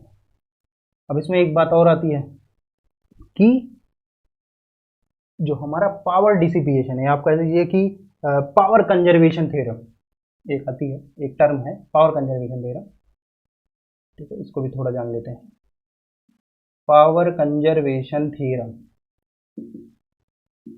ठीक है, तो पावर कंजर्वेशन क्या कहती है कि हमारी पूरी सर्किट में, ठीक है, जैसे मान लीजिए कोई सर्किट हमें दे दी गई, कोई क्लोज सर्किट है, तो उसमें सम ऑफ पावर, ठीक है ना, हर एक कंपोनेंट के अक्रॉस जो पावर होगा, या तो वो पावर गेन करेगा या पावर रिलीज करेगा, ठीक है ना, या पावर एब्जॉर्ब करेगा या क्या करेगा, डिलीवर करेगा। ठीक है, तो power gain plus power deliver दोनों का जो सम होगा वो क्या होगा, जीरो होगा। ठीक है, इसी को हम लोग कहते हैं पावर कंजर्वेशन थ्योरम। तो यहाँ पे लिख सकते हो summation I P of I this equals to zero.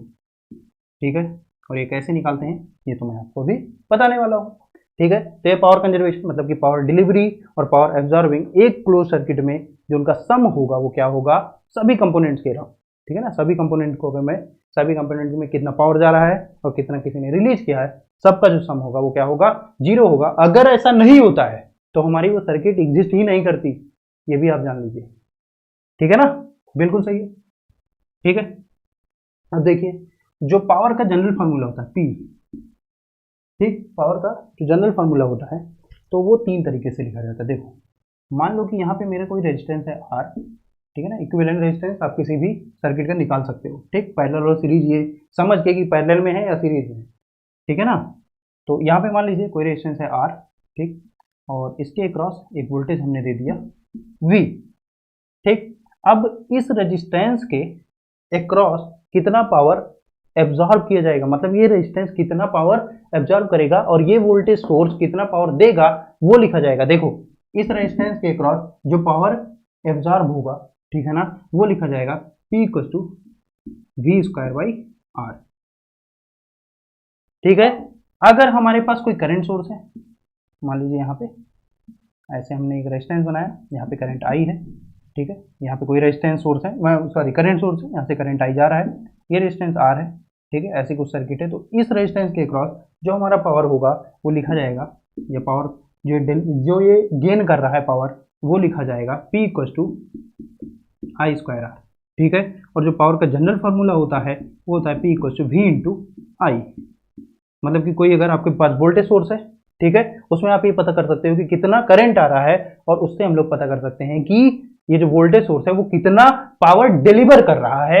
और ये जो हमारा जो रेजिस्टेंस है ये पावर लेगा, क्यों? क्योंकि तो पैसिव कंपोनेंट है ना, तो ये वोल्टेज सोर्स करंट सोर्स ये क्या करेंगे, पावर डिलीवर करेंगे। और ये जो रेजिस्टेंस है और जो हमारे एल है मतलब इंडक्टर है और कैपेसिटर है ये क्या करेंगे, पावर गेन करेंगे।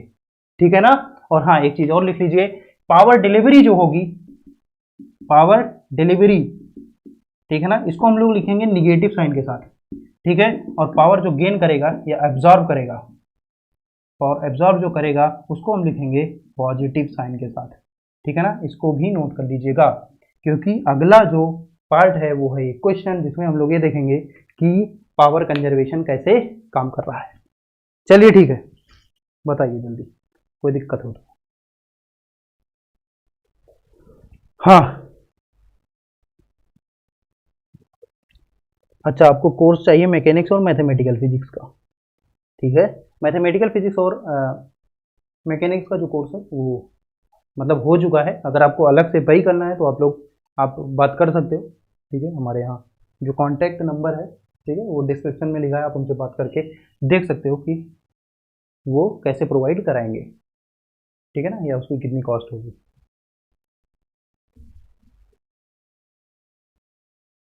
ठीक है, नोट हो जाए तो मुझे बताना, और मुझे ये भी बता दो कि बहुत ज़्यादा जल्दी तो नहीं कर रहा हूँ, मतलब बहुत जल्दी जल्दी में तो कुछ नहीं हो रहा है, बता दो,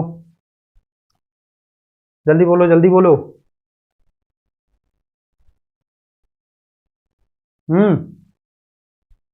बोलो भाई साहब।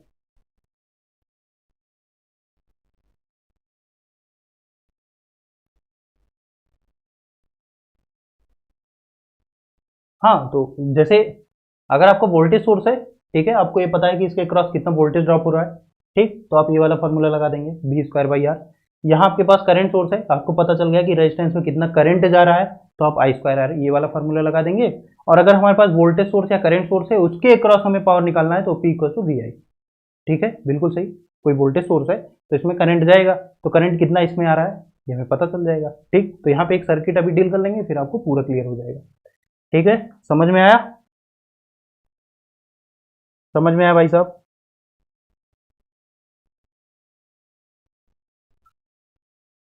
चलिए ठीक है, तो इसको रिमूव करते हैं और आइए एक आध क्वेश्चन देख लेते हैं। ठीक है, और क्वेश्चन से पहले एक चीज़ और आपको बता देता हूँ, सिंपल ही है लेकिन ठीक है। चलो हाँ, सर पावर रेजिस्टेंस के डायरेक्टली प्रोपोर्शनल है या इनवर्सली प्रोपोर्शनल? P=VI।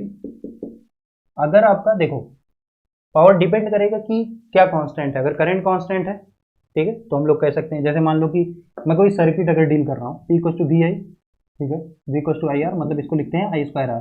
अगर मेरा करंट कांस्टेंट है, ठीक है ना, तो हम लोग कहेंगे कि power directly proportional to R है।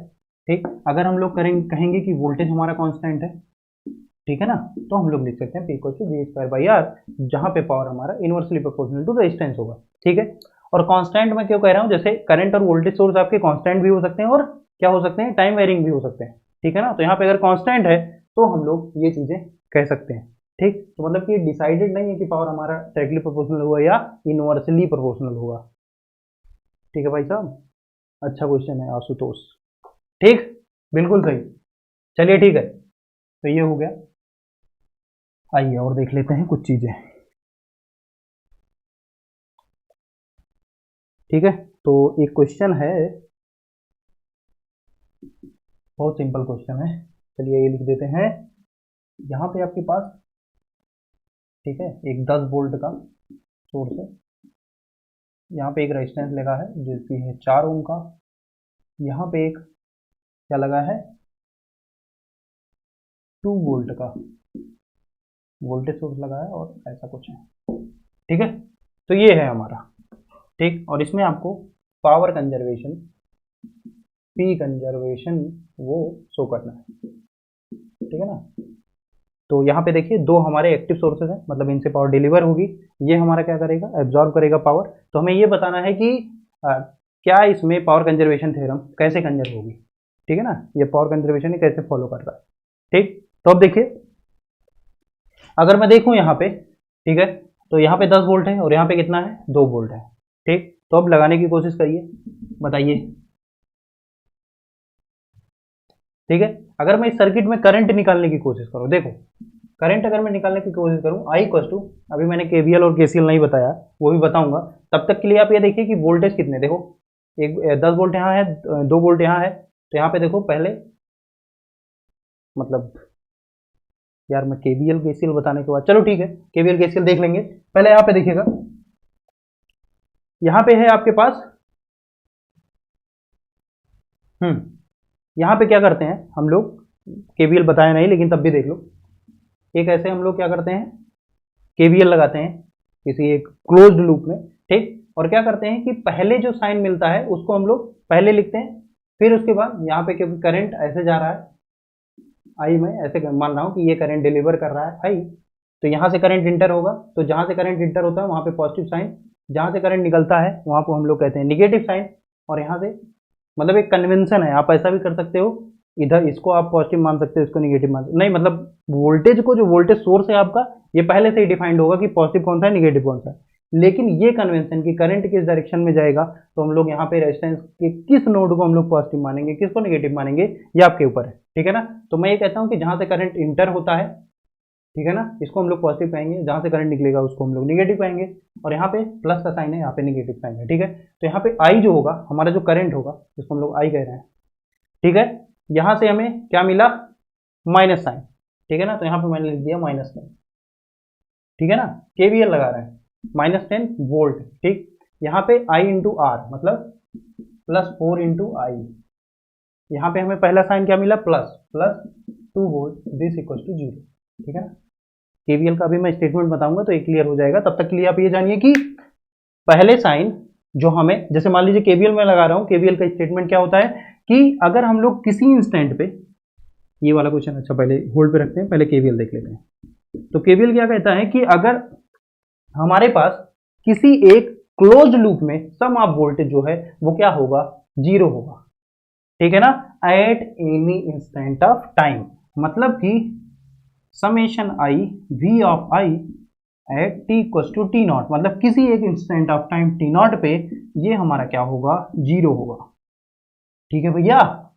ये आपको इंस्टेंटेनियस वोल्टेज सम ऑफ मतलब कि ये क्या है, ये है इंस्टेंटेनियस है, मतलब तत्क्षणिक तुरंत वाला जो टाइम है उसमें सम ऑफ वोल्टेज, अगर मैं कोई एक क्लोज लूप लूँ उसमें जो सम ऑफ वोल्टेज है वो क्या होना चाहिए, 0 होना चाहिए, वही मैंने यहाँ पे किया है, ठीक है ना। यहाँ पे आपको क्या है, वोल्टेज सोर्स है, ठीक है। तो यहाँ पे मैंने लिखा, मैंने बताया कि ये कन्वेंशन में ले रहा हूँ कि जो साइन हमें पहले मिलेगा, आप यहाँ पे क्या लगा रहे हैं, केवीएल, तो मैंने करंट की डायरेक्शन ऐसे कुछ कर दी, जिस डायरेक्शन में जा रहा है करंट, ठीक है, अगर रेजिस्टेंस में वो इंटर कर रहा है तो उसको पॉजिटिव कह रहा हूँ, जहां से निकल रहा है उसको मैं कह रहा हूँ निगेटिव। तो यहाँ से आप देखेंगे ये हमारा -10 वोल्ट, क्योंकि पहला साइन हमें माइनस मिला, फिर यहाँ गए हम लोग देखे कि रेजिस्टेंस का जो पहला साइन है वो क्या मिला हमें, पॉजिटिव, तो यहाँ पे 4i, फिर यहाँ पे गए, फिर हमें +2 मिला, तो यहाँ पे +2 वोल्ट, दिस इक्वल टू 0। तो यहाँ से हमें मिला आई इक्वल टू, देखो ये इधर ले जाओगे, इसको माइनस में करोगे तो आ जाएगा 8/4, this equal to 2 ampere,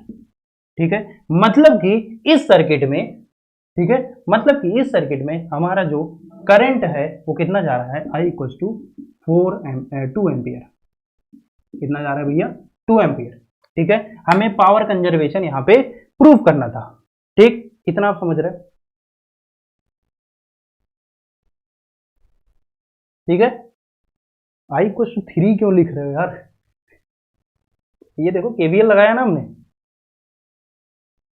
KVL लगा रहे हैं हम लोग, आई इक्वल टू 3 कैसे आएगा, एक बार फिर से करिए, ठीक है। तो ये देखिए यहाँ पे कितना है, आई इक्वल टू 2 एम्पियर आ गया, बिल्कुल सही है, इतना आपको समझ में आया। और एक चीज और आपको बता दूं, मान लीजिए हमारी, हमें मानना था, तो हम लोग क्या कर सकते हैं, पहले ये वाला कंडीशन आपने नोट कर लिया, तो एक कंडीशन और लिखिएगा, केस 2, मान लीजिए हम ये कंसीडर करते हैं कि जो हमारा करंट है वो कुछ ऐसे जा रहा है, ठीक है ना, मतलब कि करंट जो है यहाँ से निकल रहा है, इसको हम कर रहे हैं आई, ठीक है ना, इस डायरेक्शन में करंट है, ठीक है। तो करंट जहां से इंटर होगा इसको प्लस, इसको हम लोग मानेंगे माइनस, ठीक है। मान लेते हैं हम लोग एक बार के लिए कि करंट हमारा इस डायरेक्शन में जा रहा है, क्योंकि वो हमारे ऊपर है ना कि हम किस डायरेक्शन में कंसीडरेशन ले रहे हैं, करंट इस डायरेक्शन में जा रहा है, इस डायरेक्शन में, दोनों वोल्टेज सोर्सेज है, ये भी करंट दे सकता है, ये भी, ठीक है। तो हम लोग ये मान रहे हैं कि यहाँ से करंट आई जो है वो पूरी सर्किट में आई करंट फ्लो हो रहा है वो इस डायरेक्शन में, ठीक है, बिल्कुल सही है। अब इस केस में अगर मैं निकालूं, केवीएल अपना लगाऊं, तो यहाँ पे देखो -2 वोल्ट, फिर यहाँ पे क्या मिला हमें, +4i, फिर यहाँ पे क्या मिला हमें, +10, ठीक है ना, +10 मिला ना, देखो यहाँ पे माइनस, पहला साइन क्या है माइनस, यहाँ पे प्लस, यहाँ पे प्लस, ठीक है ना, तो +10 वोल्ट, दिस इक्वल टू 0। यहाँ पे हमें देखो क्या मिला, आई इक्वल टू -8/4, और यहाँ पे मिला हमें -2 एम्पियर। कुछ लोग कह रहे होंगे सर ये -2 एम्पियर कैसे आ गया, बताओ, आया ना। तो कुछ कुछ अजीब सा लगा कि नहीं, कि करंट यार निगेटिव कैसे लिख रहे हो आप, कुछ भी मतलब, ठीक है। तो आपको ये बात बता दूं कि करंट जो हमारी होती है, ठीक है। अच्छा आप लोग ये बताओ कि करंट हमारी वेक्टर क्वांटिटी है या स्केलर, जल्दी बोलो।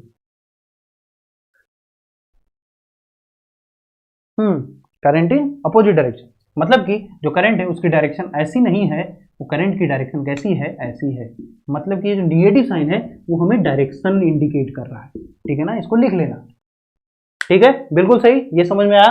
तो मतलब कि करंट हमारी ऐसी है और करंट की जो वैल्यू है वो है भैया 2 एम्पियर। ठीक है, तो ऐसे अब हम लोग करंट बना लेते हैं, कोई दिक्कत है नहीं। ठीक है, ये समझ में आ गया। ठीक है, तो ये डायरेक्शन को शो कर दिया। अब मुझे ये बताओ कि करंट हमारी कौन सी क्वांटिटी है। अगर करंट के पास भैया डायरेक्शन भी है और मैग्नीट्यूड तो है ही, है कि नहीं है। करंट के पास क्या है, करंट के पास डायरेक्शन भी है, मैग्नीट्यूड भी है, तो मुझे ये बताइए क्या है वो। अच्छा, डायरेक्शन और मैग्नीट्यूड होने के बाद भी स्केलर है। क्यों भाई, ऐसा क्यों, ये बताओ मुझे। सब लोग स्केलर तो लिख रहे हो। वाह, कुछ लोग लिख रहे हैं टेंसर। हाँ, सही बात है, वो स्केलर है क्योंकि वो vector law of addition, vector algebra को फॉलो नहीं करता।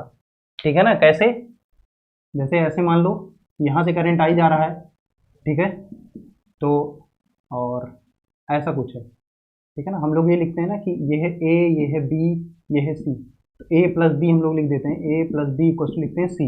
यही तो लिखते हैं ना, यही लिखते हैं ना भाई साहब, है कि नहीं। लेकिन ऐसा तो है नहीं, करंट अगर यहाँ पे आई जा रहा है तो फिर यहाँ पे भी आई जाएगा, तो ये जरूरी थोड़ी है कि सी में जो है, सी में 2 आई थोड़ी जाएगा, ऐसा है क्या।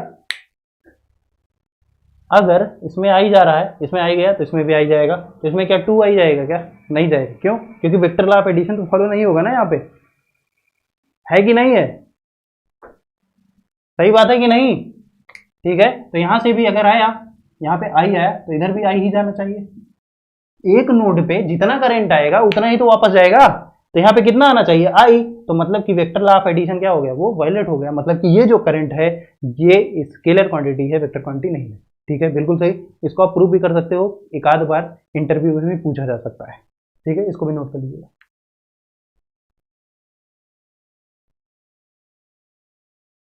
ठीक है, चलो ये हो गया।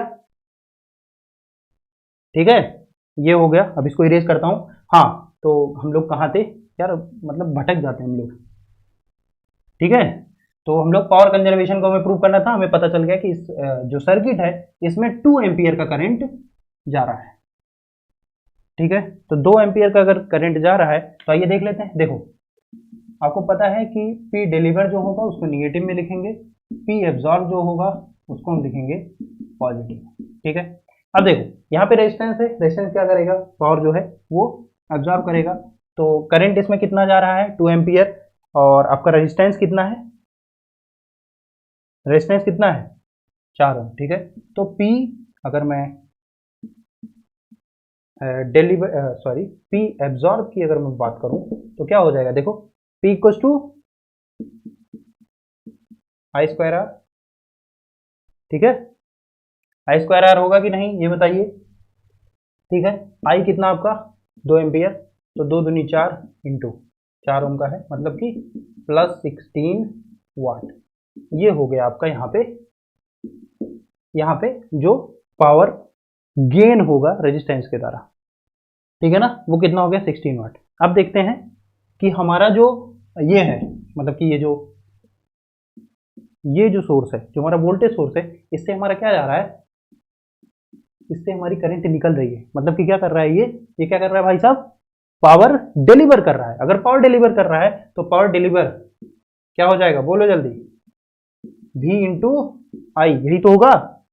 ठीक है, अगर पावर डिलीवर कर रहा है, यहां से देखो पावर क्या हो रही है, डिलीवरी हो रही है कि नहीं, यहां से करंट निकल रहा है, तो मतलब कि पावर डिलीवर कर रहा है कि नहीं, तभी तो इस डायरेक्शन में है करंट। अगर ये पावर डिलीवर कर रहा है मतलब कि पॉजिटिव डायरेक्शन से अगर हमारा करंट निकल रहा है, मतलब ये पावर डिलीवर कर रहा है, और इसकी जो वैल्यू होगी पावर डिलीवर करने की, V इंटू आई, वी कितना है 10 वोल्ट, आई कितना है 2 एम्पियर, तो यहाँ पे हो गया 20 वाट, वो भी माइनस के साथ। ठीक है, अब देखो यहां पे जो करंट है वो इंटर कर रहा है और निगेटिव वाले से निकल रहा है, मतलब कि ये भी हमारा जो ये वोल्टेज सोर्स है ये भी क्या कर रहा है, पावर एब्जॉर्ब कर रहा है कि नहीं। देखो क्या कर रहा है, यहाँ पे करंट इंटर हो रहा है और यहां से निकल रहा है, मतलब कि ये पावर क्या कर रहा है, एब्जॉर्ब कर रहा है। अगर यहां से करंट निकलता, यहाँ पे अगर पॉजिटिव साइन होता, यहाँ पे नेगेटिव होता, तब तो हम ये कह सकते थे कि हाँ भैया ये भी पावर हमारा क्या कर रहा है, डिलीवर कर रहा है। लेकिन नहीं, यहाँ पे पावर डिलीवरी सिर्फ इसके द्वारा हो रही है, इसके द्वारा पावर एब्जॉर्ब किया जा रहा है। ठीक है, मतलब कि इस सर्किट के लिए, इस पर्टिकुलर सर्किट के लिए जो 2 वोल्ट का जो कंपोनेंट लगा है, ये यहां पे पैसिव कंपोनेंट की तरह बिहेव कर रहा है कि नहीं? ये हमारा एक्टिव कंपोनेंट है, ये हमारा पैसिव कंपोनेंट है और ये भी हमारा पैसिव कंपोनेंट है। ठीक है ना? तो यहां पे पी गेन या आप पी एब्जॉर्ब लिख सकते हो, इसके द्वारा 2 वोल्ट के द्वारा क्या हो जाएगा भैया, 2 volt P into V into I, तो यहां पे हो गया +4 वाट। ठीक है ना? तो क्या कर रहा है, ये एब्जॉर्ब कर रहा है, ये भी एब्जॉर्ब कर रहा है, ये डिलीवर कर रहा है, और यहां से आप देख रहे हैं कि पावर कंजर्वेशन क्या हो गया, वेरीफाई हो गया। मतलब कि ये सर्किट क्या कर रही है, एग्जिस्ट कर रही है। समझ में आया क्या? समझ में आया? ये बताइए, बोलो बोलो, समझ में आया? समझ में आया तो बता दो, नहीं समझ में आया तो फिर वो भी बताओ, फिर से बताऊं और क्या। ठीक है, जल्दी बोलो।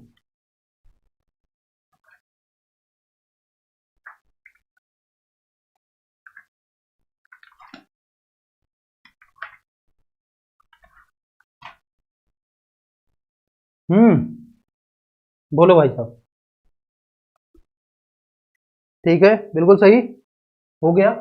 इसको मैं इरेज कर दूं, इरेज कर दूं क्या?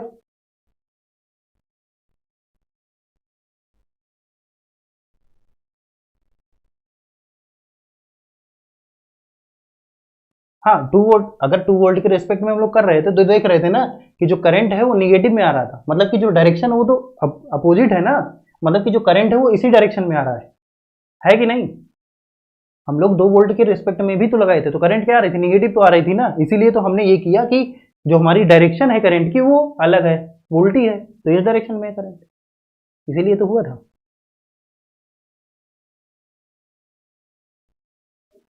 ठीक है, समझ में आ गया? चलो, हो गया ना? अब इसको हम लोग इरेज कर देते हैं। अब आपको समझ में आ गया होगा कि कैसे हम लोग पावर वगैरह निकाल लेंगे आराम से, कोई दिक्कत है नहीं। ठीक है, तो केवीएल आपको समझ में आ गया। ठीक, ऐसे ही केसीएल है। केसीएल क्या कहता है कि eight any instant of time जितना करंट किसी नोड पे आएगा उतना ही वहां से निकलेगा। ठीक है ना? At any instant of time, KCL मैं लिख रहा हूं यहां पे देखिएगा, at any instant of time sum of current from any node equals to 0। ठीक है ना? T equals to T naught पे ये हमारा क्या होगा, 0।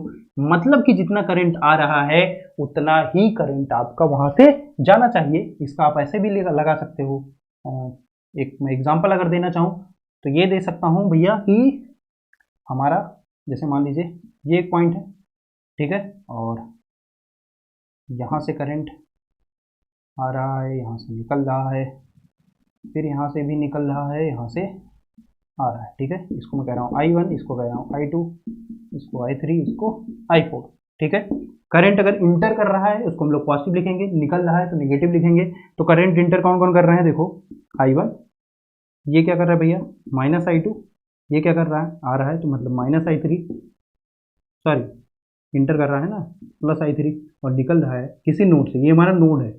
ठीक है, नोड का मतलब कि सर्किट के 2 या 2 से अधिक पॉइंट एक पॉइंट पे मिले तो हम लोग उसे नोड कहते हैं। ठीक है ना, 2 या 2 से अधिक पॉइंट।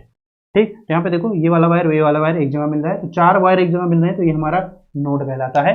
2 या 2 से अधिक वायर अगर मिल गए किसी पॉइंट पे तो हम लोग उसे नोड कह देंगे। ठीक है, जहां सबसे ज्यादा पॉइंट मिलते हैं उसको हम लोग कहते हैं प्रिंसिपल नोड।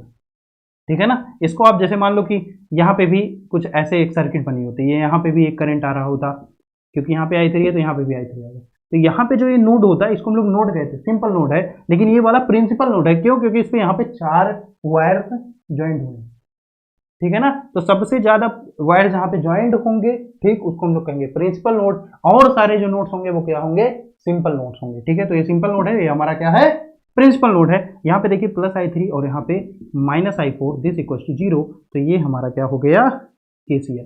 ठीक है, तो सम ऑफ नोड, जितना करंट आया, ठीक है, I1 और I3 आया उतना ही हमारा क्या हुआ, निकल गया, मतलब I2 + I4 आया ना। देखो I1 + I3 equals to I2 + I4, मतलब कि जितना करंट आया उतना ही करंट निकलेगा। समझ में आया कि नहीं आया? ठीक है, इसी को हम लोग कहते हैं कि सम ऑफ करंट ठीक है, sum of incoming current equals to sum of outgoing current, ये भी आप बोलते हो, या आप ऐसा कर सकते हो किसी एक नोड पे जो सम ऑफ करंट होगा किसी एक इंस्टेंट ऑफ टाइम पे वो क्या होगा, जीरो होगा। ये समझ में आ गया, बिल्कुल सही है। अगर ये समझ में आया तो नोट कर लीजिए पड़ाक से, ठीक है।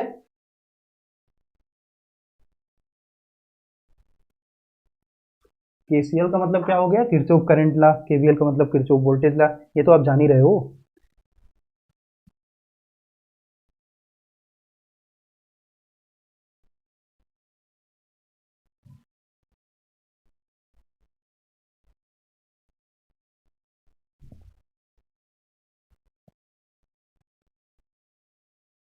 ठीक है, अच्छा एक बार और पढ़ाना है। देखो, तो ये केसीएल समझ में आया, केवीएल भी इसी के बराबर में लिख देता हूँ।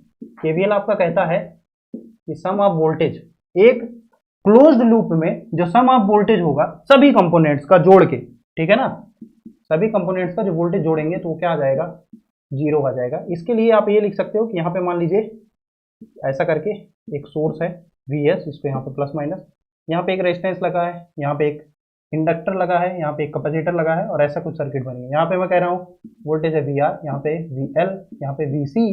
तो जो सम ऑफ करंट, जैसे यहाँ पे plus minus plus minus plus minus, तो आपको क्या करना है, यहाँ पे क्या मिला, माइनस वी एस, ठीक है ना। पहला पहला जो पॉइंट है वो क्या मिला, माइनस वी एस। यहाँ पे क्या मिला, प्लस वी आर, यहाँ पे क्या मिला, प्लस वी एल, यहाँ पे क्या मिला, plus V C, this equals to zero. तो ये हमारा क्या कहलाता है, ये हमारा है केवीएल है कि sum of voltage in a closed loop at any instant of time, ठीक है, वो क्या होगा भैया, जीरो होगा, ठीक है ना।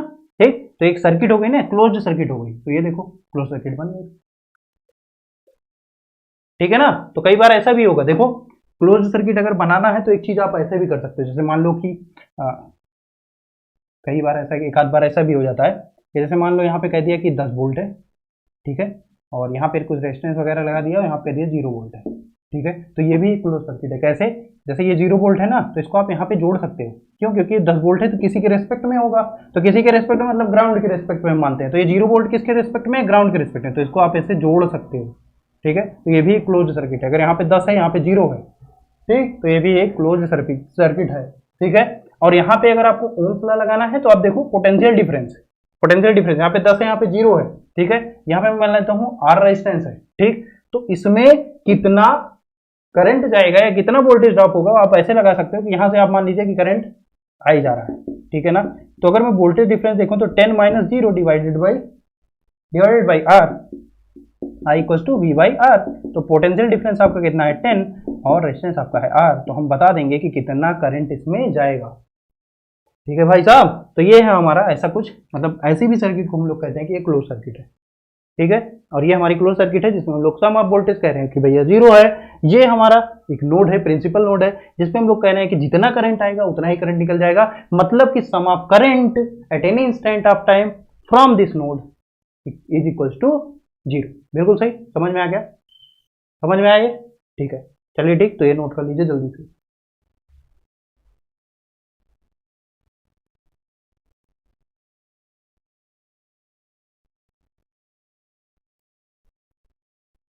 जल्दी कर लीजिए, जल्दी कर लीजिए, थोड़ा थोड़ा काम है मुझे।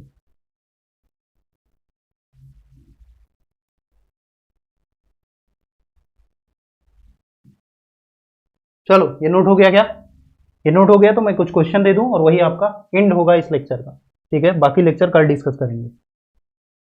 चलो तो इसको कर देते हैं इरेज, और आप क्वेश्चन लिख लीजिए। केवीएल और केसीएल आपको मैंने समझा दिया, बहुत बेसिक बेसिक क्वेश्चन दूंगा, ठीक है ना।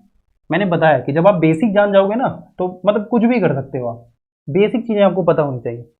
मेरा हमेशा यही मानना है कि अगर आपको बेसिक आ रहा है किसी भी सब्जेक्ट का, अगर आपको बेसिक आ रहा है, ठीक है, तो वायर है थोड़ा दिक्कत कर देता है यार, ठीक। तो मैं ये कह रहा हूं कि किसी भी सब्जेक्ट का अगर आपको बेसिक आ रहा है भैया, अगर साइन कन्वेंशन नहीं लोगे तो एक बार आप इधर का निगेटिव ले लोगे, एक बार उधर का निगेटिव ले लोगे, दिक्कत हो जाएगी। साइन कन्वेंशन हमेशा लेना पड़ेगा, क्योंकि साइन कन्वेंशन के हिसाब से ही हम बता पाएंगे कि किधर से करंट उसमें आ रहा है, किधर से जा रहा है, ठीक है ना। तो साइन कन्वेंशन जरूरी है, ऐसा नहीं है कि आप हमेशा ही जरूरी लेके चलो, लेकिन एक sign convention throughout the question आपको लेना ही पड़ेगा, वरना आप करंट की वैल्यू कुछ और ही निकाल दोगे। ठीक है, चलिए आइए देख लेते हैं। ठीक, तो आइए कुछ क्वेश्चंस मैं आपको दे देता हूं।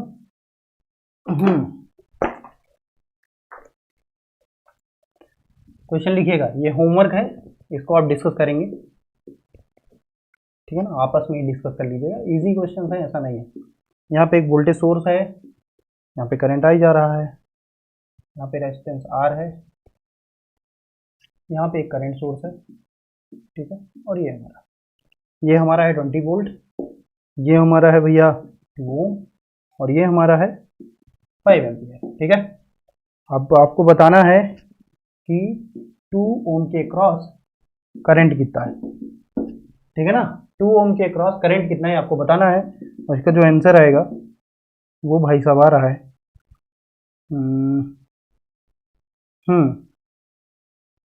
वोल्टेज, ठीक है, आ रहा है 10 एम्पियर। ठीक, और आप ये भी निकालेंगे कि 2 एम्पियर के अक्रॉस करंट कितना है, और आप ये भी निकालेंगे कि जितने भी कंपोनेंट हैं, 1 2 3 तीन कंपोनेंट हैं, तीनों कंपोनेंट्स में 3 कंपोनेंट्स में आपको क्या निकाल देना है, पावर निकाल देना है। और ये देखना है कि क्या पावर कंजर्वेशन यहाँ पे फॉलो हो रहा है। अगर फॉलो हो रहा है तो सर्किट एग्जिस्ट कर रही है, अगर नहीं हो रहा है तो सर्किट एग्जिस्ट नहीं कर रही है। ठीक है, दूसरा क्वेश्चन लिखेंगे, यहाँ पे एक करंट सोर्स है। ठीक है, अब देखिए जैसे ये वाला साइन लगा है ना, मतलब कि यहाँ से करंट निकल रहा है। ठीक, अगर ये नीचे लगा होता मतलब नीचे से करंट निकल रहा है। ये थोड़ा आप साइन कन्वेंशन खुद से ही कर सकते हो। ठीक है, जैसे ये यहाँ पे पॉजिटिव है तो हम लोग कहते हैं पॉजिटिव से करंट निकलेगा, यहाँ पे अपर अगर ऐसे साइन लगा है तो मतलब ऊपर से करंट निकलेगा। ठीक है, ऐसा भी हो सकता है कि आप करंट की डायरेक्शन निकालो इसमें और ऊपर मान के, और वो निगेटिव आ जाए तो मतलब करंट इसमें जा रहा है, मतलब कि ये पावर एब्जॉर्ब कर रहा है। अगर करंट इसमें चला गया तो मतलब एब्जॉर्ब कर रहा है, यहाँ से निकलेगा तो मतलब कि ये पावर डिलीवर कर रहा है। ठीक है ना, इतना ध्यान में रखेंगे, इसको जरूर नोट करेंगे।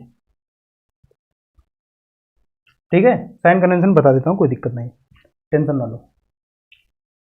क्योंकि टेंशन लेने के लिए मैं हूँ, कोई ऐसी दिक्कत है नहीं, सब होगा धीरे धीरे होगा। ठीक, ये हो गया 20 वोल्ट, ये हो गया 8 एम्पियर। ठीक है, और ये हो गया 5 ओम। ठीक भाई साहब, अब इसमें आपको वही सेम पावर कंजर्वेशन थ्योरम बतानी है। पावर कंजर्वेशन थ्योरम यहाँ पे आपको वेरीफाई करनी है। क्या करनी है भाई साहब, वेरीफाई करनी है पावर कंजर्वेशन थ्योरम। तो जो कोई भी साइन कन्वेंशन पूछ रहे हैं, जैसे आप मान लीजिए कि एक साइन कन्वेंशन लेके चलिए कि जिस तरह, जैसे कोई अगर पैसिव कंपोनेंट है उसमें जिस तरफ से करंट जा रहा है उसको हम लोग पॉजिटिव मानेंगे, जहां से निकल रहा है उसको निगेटिव मानेंगे। ठीक है, जैसे ये कोई करंट है, यहाँ पे एक रेजिस्टेंस है। ठीक है, यहाँ से अगर करंट आई मान आ रहा है तो इसको आप पॉजिटिव माने, और यहाँ से अगर निकल रहा है तो ये है निगेटिव साइन। ठीक है, अगर यहाँ पे एक ऐसे करंट एक रेजिस्टेंस है, ठीक, इधर से आ रहा है तो इसको पॉजिटिव और इसको निगेटिव, जिधर से करंट आएगा उसको पॉजिटिव, जिधर से निकलेगा उसको नेगेटिव। ठीक है ना, और वोल्टेज और ये जो करंट सोर्स है इससे आप किधर भी डायरेक्शन में मान सकते हो कि किस डायरेक्शन में आपका करंट निकल रहा है, किस डायरेक्शन से जा रहा है। ठीक है ना, जब आप करंट निकालोगे तो निगेटिव और पॉजिटिव जब आएगा तो आप उससे ही बता दोगे कि इस डायरेक्शन में करंट नहीं था, इस डायरेक्शन में था। ठीक है ना, तो इसका और इसका हम लोग चाहे इसको प्लस मान लो, चाहे इसको माइनस, चाहे इसको प्लस मान लो और चाहे इसको माइनस। ठीक है ना, जब इसको सॉल्व करोगे आप तब आपको खुद ही पता चल जाएगा कि कौन सा प्लस है कौन सा माइनस है, डिपेंडिंग अपॉन करंट पॉजिटिव आ रहा है या निगेटिव। ठीक है, ये हो गया आपका सेकंड क्वेश्चन, इसको भी आपको वेरीफाई करना है। थर्ड क्वेश्चन आप लिखेंगे, third question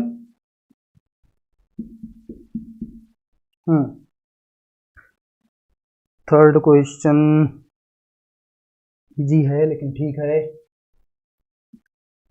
plus minus minus plus, ये है 10 वोल्ट, ये है 2 एम्पियर और ये है 10 वोल्ट। ठीक है भाई साहब, और इसमें आपको 2 एम्पियर के क्रॉस 2 ओम के क्रॉस आपको करंट निकाल देना है। ठीक है, ये है आपका फोर्थ क्वेश्चन। ठीक, इसमें बताना मैं थर्ड क्वेश्चन अभी डिस्कस करने वाला हूँ। ठीक है, और फिर ये करंट सोर्स है, यहाँ एक रेजिस्टेंस लगा है, यहाँ पे एक करंट सोर्स है। ठीक है, और ये है 2 एम्पियर, ये है 5 एम्पियर और ये है 1 ओम। ठीक है, और 1 ओम के अक्रॉस वोल्टेज निकालेगा। ठीक है, ये है फोर्थ क्वेश्चन। ठीक है, तो क्या आपका फोर्थ क्वेश्चन। ठीक है, चलो आओ, और आपको पावर कंजर्वेशन का मतलब ये हो गया कि सभी कंपोनेंट्स में जिस कंपोनेंट से करंट निकलेगा, ठीक है, जैसे जो पैसिव कंपोनेंट होंगे, पहली बात तो आप ये जान लीजिए, जो पैसिव कंपोनेंट्स होंगे वो हमेशा पावर गेन करेंगे। ठीक है, पहली चीज ये आप नोट कर लीजिए। दूसरी चीज, अगर हमारे जो एक्टिव कंपोनेंट्स हैं उसमें से अगर करंट निकल रहा है तो हम लोग ये कहेंगे कि वो पावर डिलीवर कर रहा है। अगर उसमें करंट जा रहा है तो हम लोग कहेंगे कि वो क्या कर रहा है, पावर एब्जॉर्ब कर रहा है। ठीक है, पावर डिलीवरी को हम लोग निगेटिव साइन से दिखाएंगे, पावर एब्जॉर्बिंग को हम लोग दिखाएंगे किससे, पॉजिटिव साइन से। ठीक है, और जब सारा पावर हम लोग जोड़ देंगे, इसके क्रॉस इसके क्रॉस इसके क्रॉस, तीनों का पावर जब हम जोड़ देंगे तो वैल्यू आनी चाहिए 0। अगर ऐसा नहीं होता है तो मतलब कि पावर कंजर्वेशन वायलेट कर रहा है और ये सर्किट एग्जिस्ट ही नहीं करती। ठीक है ना, बिल्कुल सही। तो ये 4 क्वेश्चन है, इसको हम लोग जल्दी डिस्कस कर लेते हैं। तो ये दोनों क्वेश्चन आपको खुद ही करना है, ये मैं बताने नहीं वाला। इसको देखेंगे, थर्ड क्वेश्चन देखिएगा। देखिए थर्ड क्वेश्चन ऐसा है, एकदम सिंपल सा। देखो यहाँ पे 10 वोल्ट है, यहाँ पे 10 वोल्ट है, यहाँ पे देखो इसकी पोलरिटी है प्लस माइनस और यहाँ पे है माइनस प्लस, मतलब कि ये 10 वोल्ट होगा तो ये जो है माइनस 10 वोल्ट होगा, अगर ये माइनस 10 वोल्ट होगा तो ये 10 वोल्ट होगा। ठीक है, ठीक, ये अब देखिए यहाँ पे वोल्टेज 10 वोल्ट बिल्कुल सही है, लेकिन यहाँ पे जब आए तो आपको ये पता है कि ये तीनों क्या है, तीनों कंपोनेंट आपस में पैरेलल में है। अगर मेरी सर्किट में पैरेलल कंपोनेंट्स लगे हैं, अगर मेरी सर्किट में क्या लगे हैं, सर्किट में पैरेलल कंपोनेंट्स लगे हैं, तो उनके क्रॉस जो वोल्टेज होगा वो सेम होना चाहिए। ठीक है ना, पैरेलल कंपोनेंट्स में जो वोल्टेज हो क्या होगा, सेम होगा ना भाई साहब। तो अगर मैं देखूं तो यहाँ पे 10 वोल्ट, तो यहाँ पे भी 10 वोल्ट आएगा पोटेंशियल डिफरेंस, और इस पे भी क्या होना चाहिए, 10 वोल्ट होना चाहिए, लेकिन यहाँ पे पोलरिटी अलग है, तो यहाँ पे क्या है, माइनस 10 वोल्ट है। मतलब कि यहाँ पे जो हमारा पैरेलल कंपोनेंट का जो फॉर्म है, या हम कह सकते हैं जो केवीएल है, किरचॉफ वोल्टेज लॉ, वो वायलेट हो रहा है कि नहीं, है ना। ये भी आप करके देख सकते हो। आप ये मान लो कि यहाँ से करंट आई जा रहा है, ठीक है ना, केवीएल कैसे वायलेट हो रहा है, यहाँ से करंट आई मान सकते हो। ठीक है, यहाँ पे मैं मान सकता हूँ, देखो यहाँ पे करंट आई जा रहा है, यहाँ पे मैं मान सकता हूँ कि इस पे भी 10 वोल्ट है, यहाँ पे भी 10 वोल्ट गया, तो इसमें जो करंट आ रहा है वो 5 एम्पियर आ रहा है कि नहीं। यहाँ से अगर इस पे 10 वोल्ट है तो इसमें करंट कितना आएगा, 5 एम्पियर आएगा कि नहीं आएगा। ठीक है, अब यहाँ पे आप क्या लगा दीजिए, केवीएल लगाइए, यहाँ पे केवीएल लगाइए, देखिए क्या 0 आ रहा है सम ऑफ वोल्टेज, इस वाले लूप में और इस वाले लूप में। क्या दोनों लूप्स में जो हमारा केवीएल है वो वैलिड है, अगर नहीं है तो मतलब कि सर्किट एग्जिस्ट नहीं करती। आप ऐसे देख के भी बता सकते हो कि ये सर्किट नहीं एग्जिस्ट करती, और आप केवीएल लगा के भी ये प्रूव कर सकते हो कि ये सर्किट एग्जिस्ट नहीं करती। ठीक है ना, यहाँ पे देखो माइनस 10 आएगा, यहाँ पे करंट जा रहा है तो यहाँ पे प्लस 10 आएगा, तो 0 हो गया। लेकिन यहाँ पे देखो ऐसे अगर इसमें मैं लगाऊं, ठीक है, केवीएल लगाऊं, तो इसमें क्या होगा ना, ये और ये इसका दोनों का जो वोल्टेज है वो जुड़ जाएगा। ठीक है, तो यहाँ पे एक तरफ आएगा जो LHS है हमारा, उसमें आएगा -20 वोल्ट या 20 वोल्ट, और RHS हमारा 0 आना चाहिए। तो ये दोनों इक्वल नहीं होंगे, मतलब कि इस वाले सर्किट, मतलब इस वाले लूप में हमारा केवीएल वैलिड नहीं है, मतलब कि ये सर्किट एग्जिस्ट नहीं करती। मीन्स इसकी जो पोलरिटी है वो चेंज होनी चाहिए, यहाँ भी प्लस होना चाहिए, यहाँ नीचे माइनस होना चाहिए। ठीक है, बिल्कुल समझ में आ गया।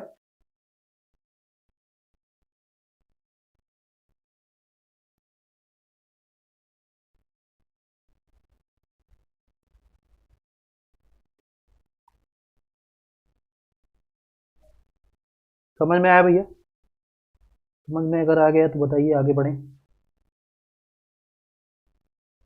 समझ में आया, चलो आओ।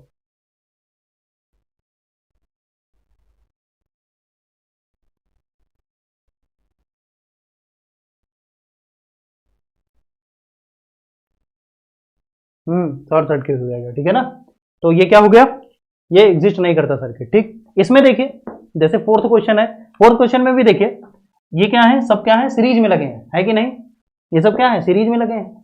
सीरीज में लगने का ये मतलब हो गया कि अगर यहाँ से 5 एम्पियर आ रहा है, ठीक है, ठीक है, अगर मैं इसको नीचे भी बना दूं ऐसा करके, यहाँ से कितना आ रहा है, 5 एम्पियर का, मतलब कि यहाँ पे कितना एम्पियर गएगा भैया, 5 एम्पियर, इसमें गया 5 एम्पियर, क्योंकि सीरीज में जो करंट है वो तो सेम होगा, तो 5 एम्पियर गया।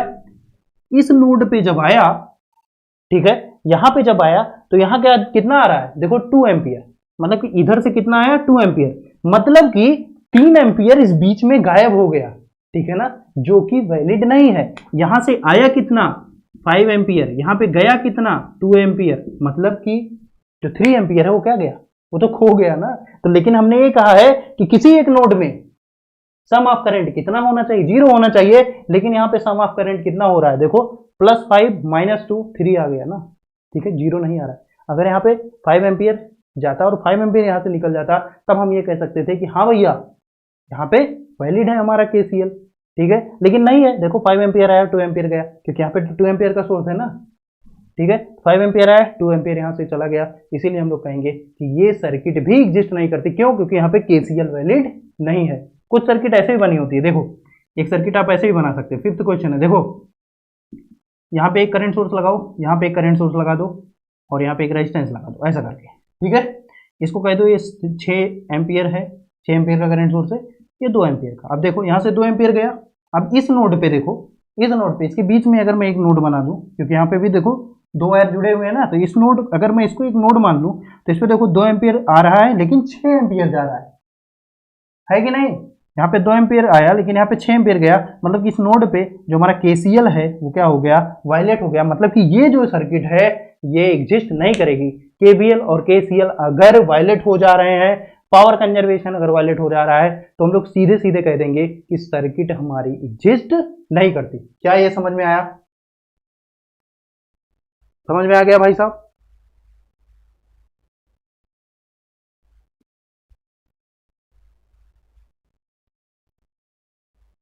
ठीक है, मेरे हिसाब से आ गया होगा। तो ये था हमारा आज का लेक्चर। तो ये हमारा पूरा भैया, आज हमने KVL KCL power conservation, active component passive components को कैसे डील करते हैं, कुछ कंडीशन में एक्टिव कंपोनेंट पैसिव भी हो जाते हैं वो भी हमने देखा, और हमने कुछ क्वेश्चन भी डिस्कस किए।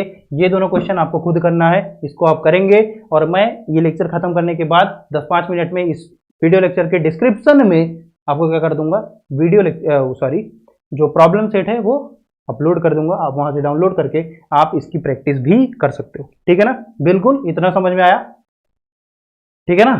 तो आपने ये नोट कर ही लिया होगा, तो इसको मैं इरेज कर रहा हूं।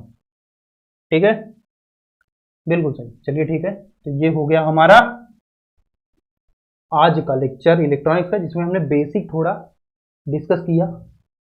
ठीक है, और हमने केवीएल केसीएल के बारे में थोड़ा बहुत तो आइडिया हमें लग ही गया। ठीक है, और मुझे ये बता दीजिए स्पीड ठीक है, पढ़ने में मजा आया, बड़ा मजा आया कि नहीं आया?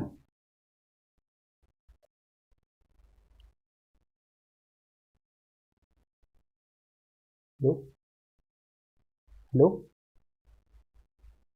हाँ भैया,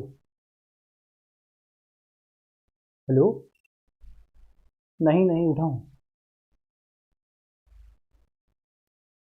हेलो, हाँ, अरे मैं कॉल कर रहा हूँ उसको, नहीं जगह हूँ, ठीक है ठीक है।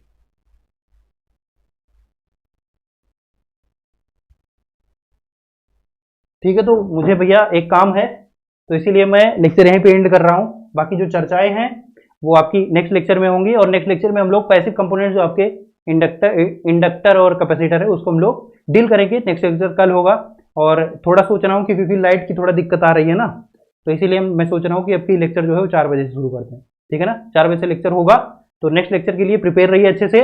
इस वीडियो के डिस्क्रिप्शन में कुछ देर में आपको असाइनमेंट मिल जाएगा, उसको भी करें अच्छे से, मस्त इंजॉय करके इलेक्ट्रॉनिक्स पढ़ें, मजा आएगा बहुत। ठीक है ना? मुझे मजा आएगा और आप लोग को भी। तब तक के लिए मैं अब चलता हूँ, धन्यवाद, चलते हैं, बाय।